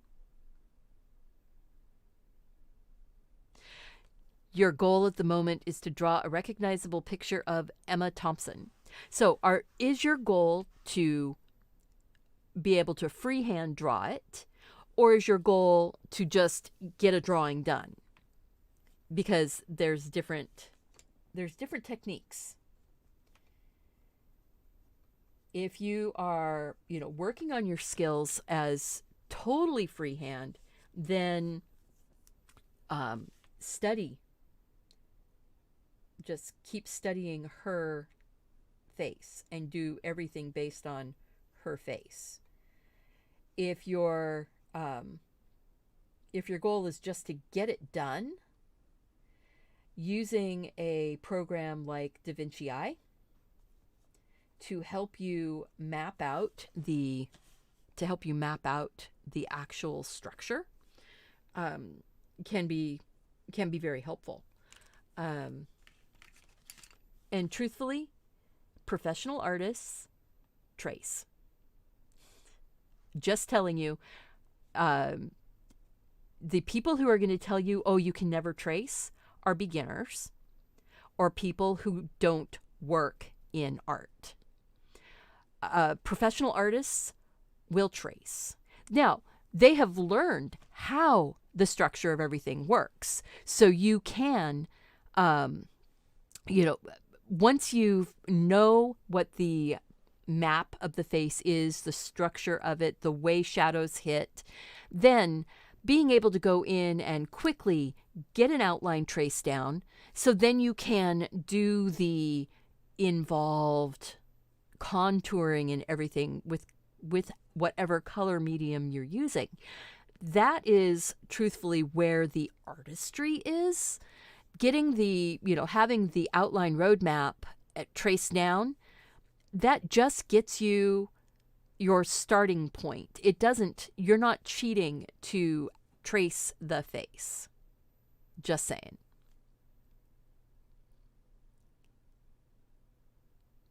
So if it's to get that recognizable picture, use something like DaVinci. It's a free app. Or not a free app. It's a very inexpensive app, and you can find it on Google or iTunes, or the App Store. So his eye has more of this sort of browny gold down low. I'm just looking at where is it? And then right up close to the pupil, there's a little bit more of that brown.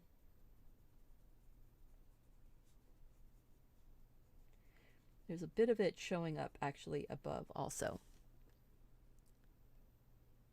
Yeah, freehand drawing is really cool. And, doing this, working on studies, looking at a picture, drawing it freehand, there is something really special about the way a picture looks when you have put it in freehand. But there is nothing saying that you can't trace. It's all getting you to a final picture. And really that's the total goal, is to get that final picture, right? So look at those with the color on them now. That is so, so cool. I'm actually going to put a little bit of pink in here. And actually a little bit of pink in that kind of gray for the eyeball. Just adds a little bit.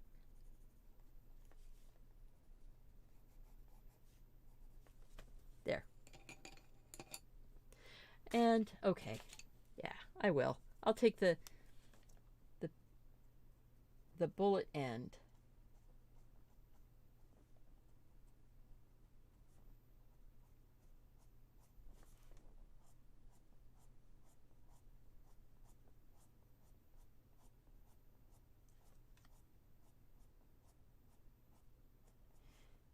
Yeah, you definitely,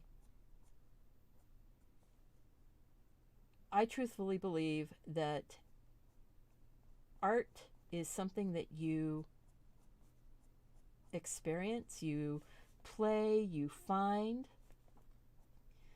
and that each person's path to art is different, and that no way is wrong. And for anyone to tell someone how they're doing it is wrong is really something. Now, see, I went too far. I went too far. That's okay. I'll go like this.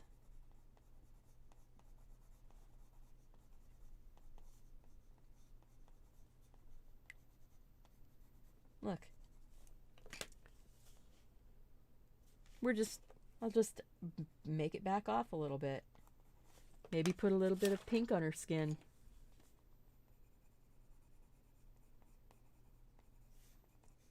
It's a study. We're playing. Yeah, that's better. The bullet tip was just a little bit too chunky. All right, let's go ahead and color in that owl. The owl has more of the yellow all the way around.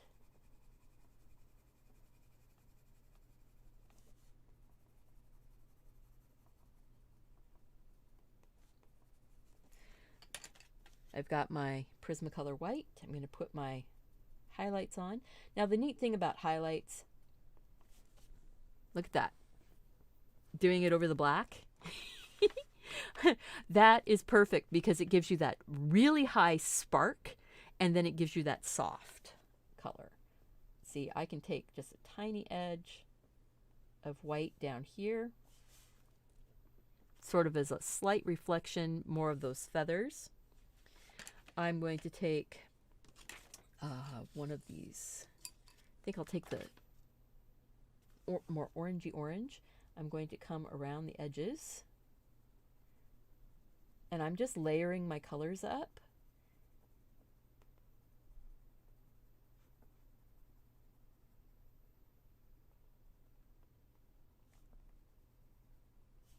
All right. And then I'm going to come back in. And by putting that yellow down, it just makes this color glow more.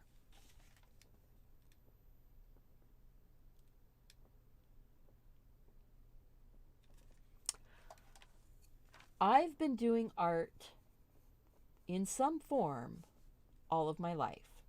My dad is an artist, and he basically was my first teacher. So I learned my basics of drawing from him. I was told that doing art and being creative was good and something that you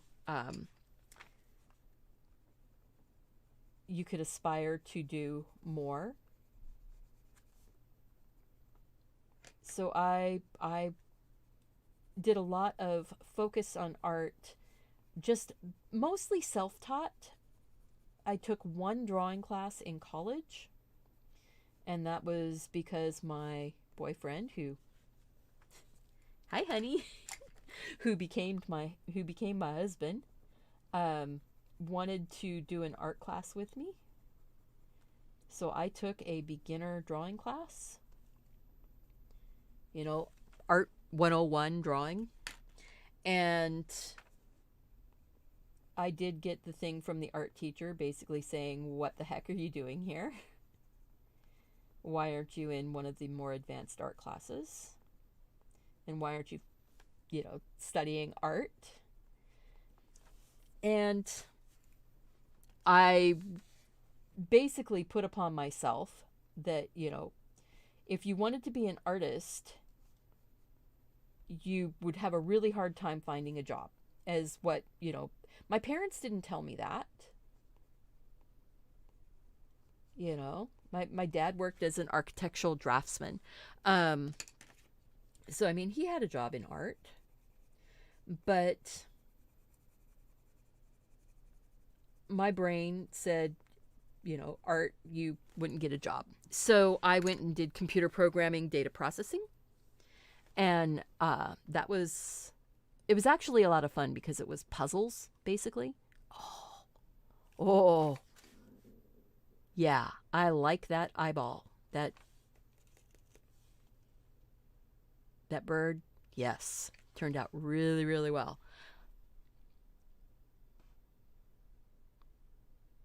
Difficult thing getting the length of the eye right. Oh yeah, when you're trying to focus on getting your eyeballs, the right shape, the right location, all of that. But you can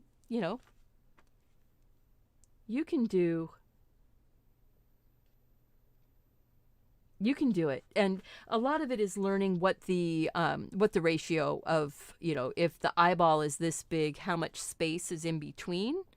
Generally speaking, on a human being, your eyeball, the space between your eyeball and your next eyeball is going to be even-ish, pretty close. With a dog or a cat, their eyes might be a little bit farther apart, but they're still facing forward. With your frog, their eyes are up on top of their head and kind of apart. So you learn. This particular dog, I'm going to use, wow, most of my critters here have very similar colors. However, this dog actually has a couple like little sparks of some blue tone.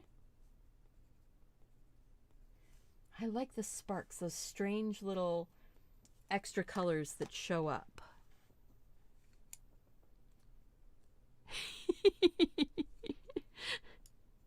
Your favorite is the snake dragon? Yeah. Yeah, the snake dragon is kind of one of my favorites. Let's see here. And then sort of that yellowy color. So we're going to go in and we're going to drop in some of that yellowy color.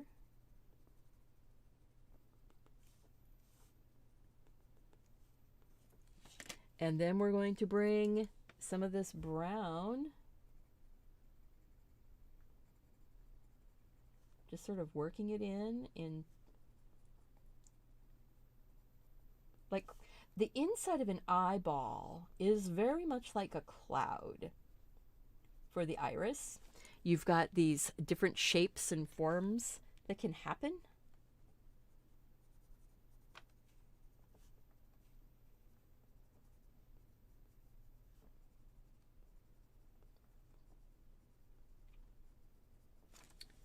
Okay, and then a darker brown.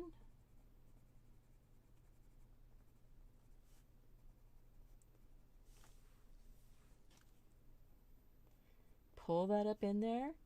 I like how these colors layer, where you're getting sort of that fun color mixing going on.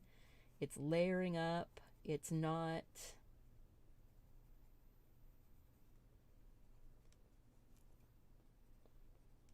running out of space to go. I like that.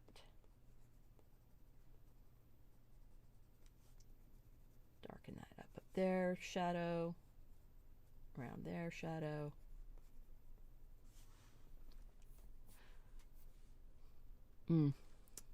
So, what is my favorite medium? Truthfully, if I could only have one medium to do, I would do pen and ink and then find things that I could use to color with. And truthfully, colored pencils and pen and ink give me the widest variety of options. See, I'm going to take this brown because I want to get some of that fur color on there. Just because. That's a little bit on the cooler side. This is a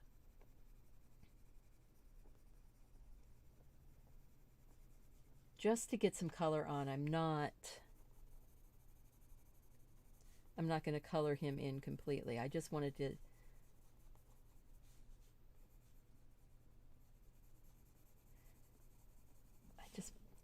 I just wanted to see what the color looks like here.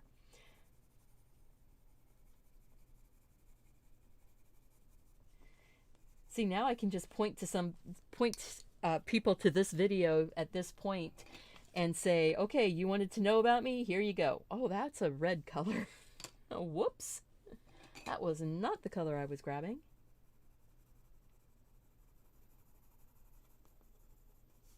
I don't know, this dog actually feels more cat-like. Interesting. I mean, the eye doesn't look cat-like, except that I did a, roundy eyeball cat.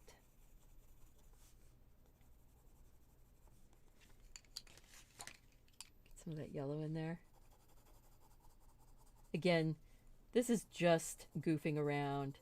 If you wanted to see exactly how to draw these different eyes, the first hour and 40 minutes.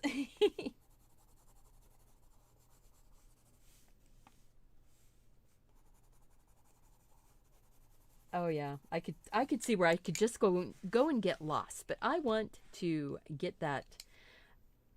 Wow, I chose the same colors for chose eyes that were the same colors, didn't I? The snake eye here. This one has kind of an orangey base. Practice makes progress. Absolutely. Practice makes progress is totally my philosophy. And if you don't want to get better, you don't practice. If you want to get better at something, you practice. Not saying that everything I do gets better at, every single time right as I move forward.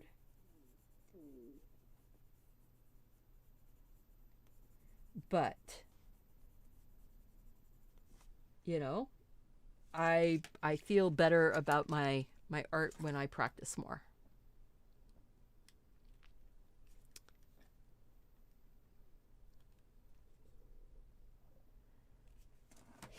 Okay, my tummy is starting to grumble, so I don't know if people are hearing that or not. But, if you take your time while you're coloring in, that makes a huge difference. I have to sharpen this pencil. Okay, this is a Sharp Tank colored pencil or pencil sharpener. Has these little bunny ears that you pull out or push together and pull this cover thingy out. It applies pressure onto your pencil and pulls in. Sometimes you have to give it a little bit of help when you're doing these square pencils. And it does bite into your pencil. So if you're somebody who worries about your pencil staying perfect, don't use this pencil sharpener. But it works really, really well. So now I'm going to go in and do some of those darker structures that are on the outside part of this eye. If you are coloring in something that is a real thing, you know, like this eyeball, having the reference or having a reference that is similar. You know, you may not have the original reference for something, but if you know you want to color in a human eye and you're not sure, oh, that looks almost like a cat's eye gem.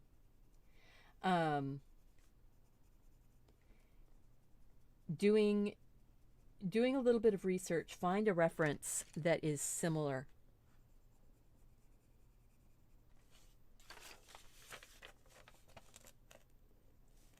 So see how I left that lighter band right near the iris.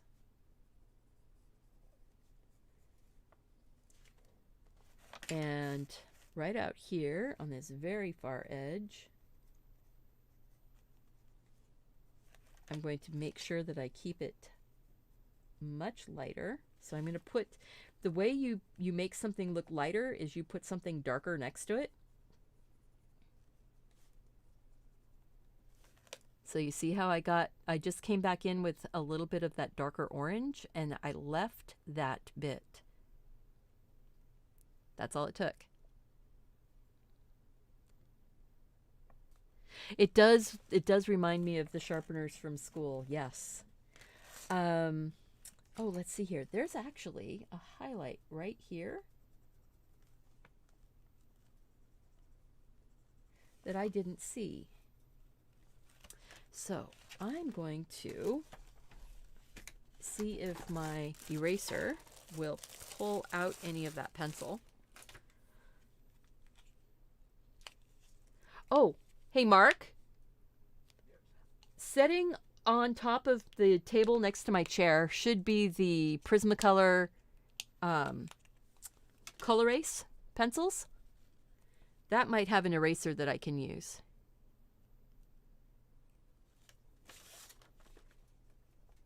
The Colorase pencils, the Prismacolor Colorase, should be on the table right there. Yeah, the kneaded eraser is not picking that up. Ugh.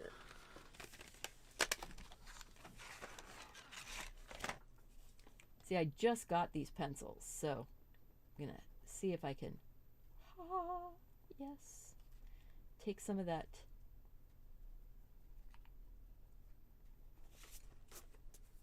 Took some of that color right out. Now I can just go in and put my white and it won't be all muddy. Oh, nice. Yeah. And then by taking a little bit of that white right up under that edge, sort of grays out that shadow just a little bit.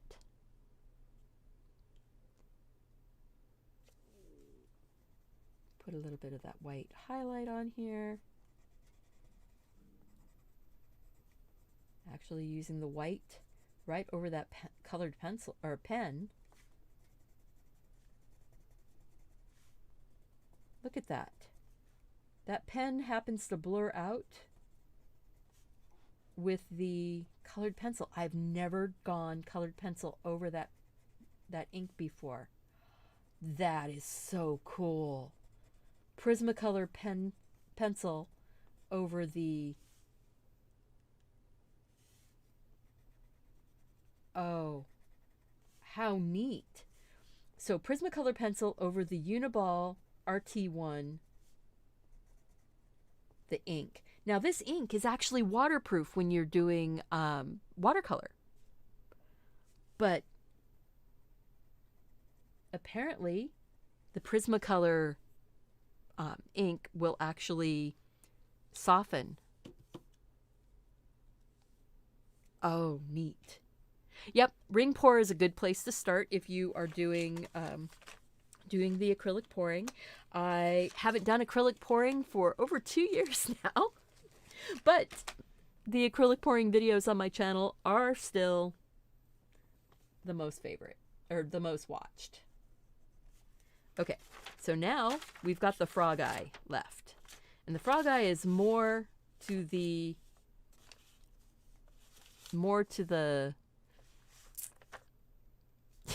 yellow and brown. I think I'm going to go in first with that white, and I'm going to put the white in where that highlight goes.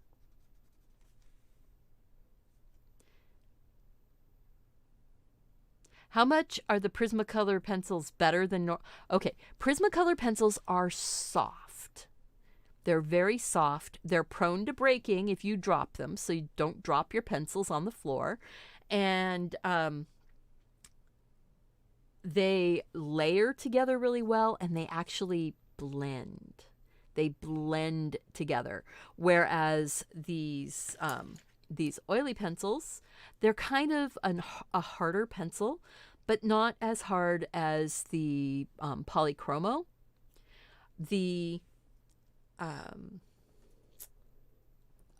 Maybe I'll do a video and I'll just take the same color of, all the color pencils that I have. So I'll take the same kind of red or blue of all of the colors, and then show how they blend together, how they are smooth, how much. If that's something anybody would be interested in watching, I don't know. I don't know. It's one of those. It's been such a long time since I've been doing the live streams that I need some help getting folks watching, because I can see on this one, I've had people in and out, but I haven't had the folks watching as consistent. I've got a few of you guys that have been here the whole time. Thank you. I appreciate that so much. That's one of those things. It's always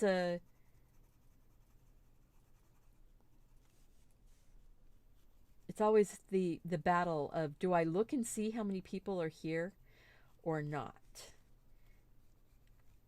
But you know what? The people who are here, you're the best. You're the best. Okay, I'm just going to throw in a little bit of this green, because I happen to pick up this green that's like the perfect froggy green.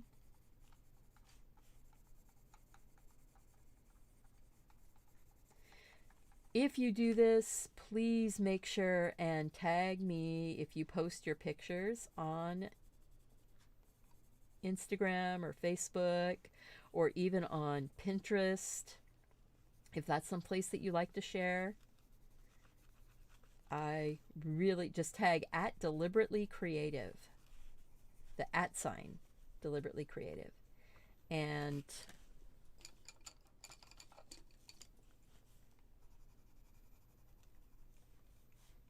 that just makes my day to get to see your artwork, to get to see what you guys come up with. Let's see, a little bit darker.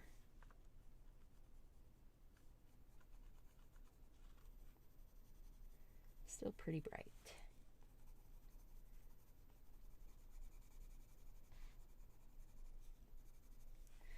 But these Brute Furners are a budget pencil. The Artezas are kind of that. They are, I would say they are a budget pencil, but they are being pricing more and more like closer to the artist or college student type level.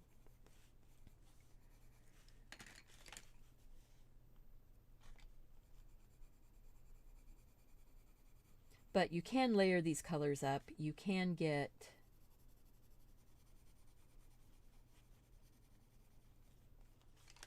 some really interesting effects. They are very transparent. oily pencils tend to be more transparent. The oil base versus the wax base. Wax base tends to go a little bit foggy or cloudy sometimes.